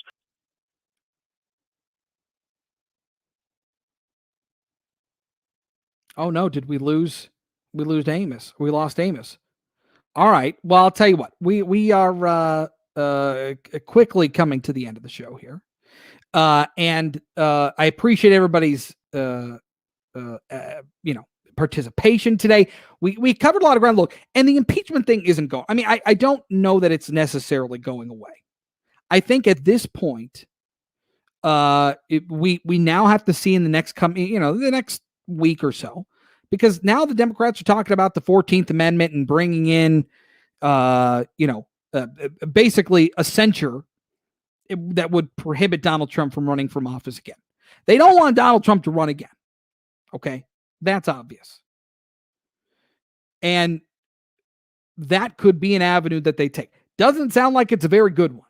Doesn't sound like that's something that's going to be a good road to travel down for the Democrats, but we'll see. Appreciate everybody's participation today. Like I said, we'll be back tomorrow. Lots to talk about. Tomorrow's Fat Tuesday, I think, right? Is that what tomorrow is? I thought so. Maybe not. Maybe I'm wrong, but I thought so. So we'll talk punch. I don't know. We'll do something with Fat Tuesday. And I will be back tomorrow. Frank's on vacation this week. Appreciate the time. And we'll see you tomorrow. All right. Off to the roadways we go. Check things out one more time with Rich Lazinski.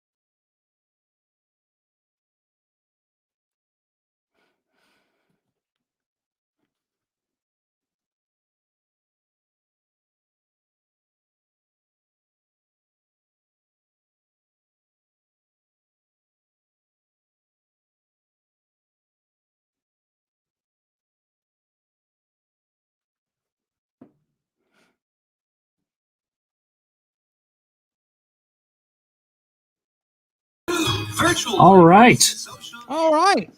Thank you, Nicholas. Let's see here. I get a couple more of these in.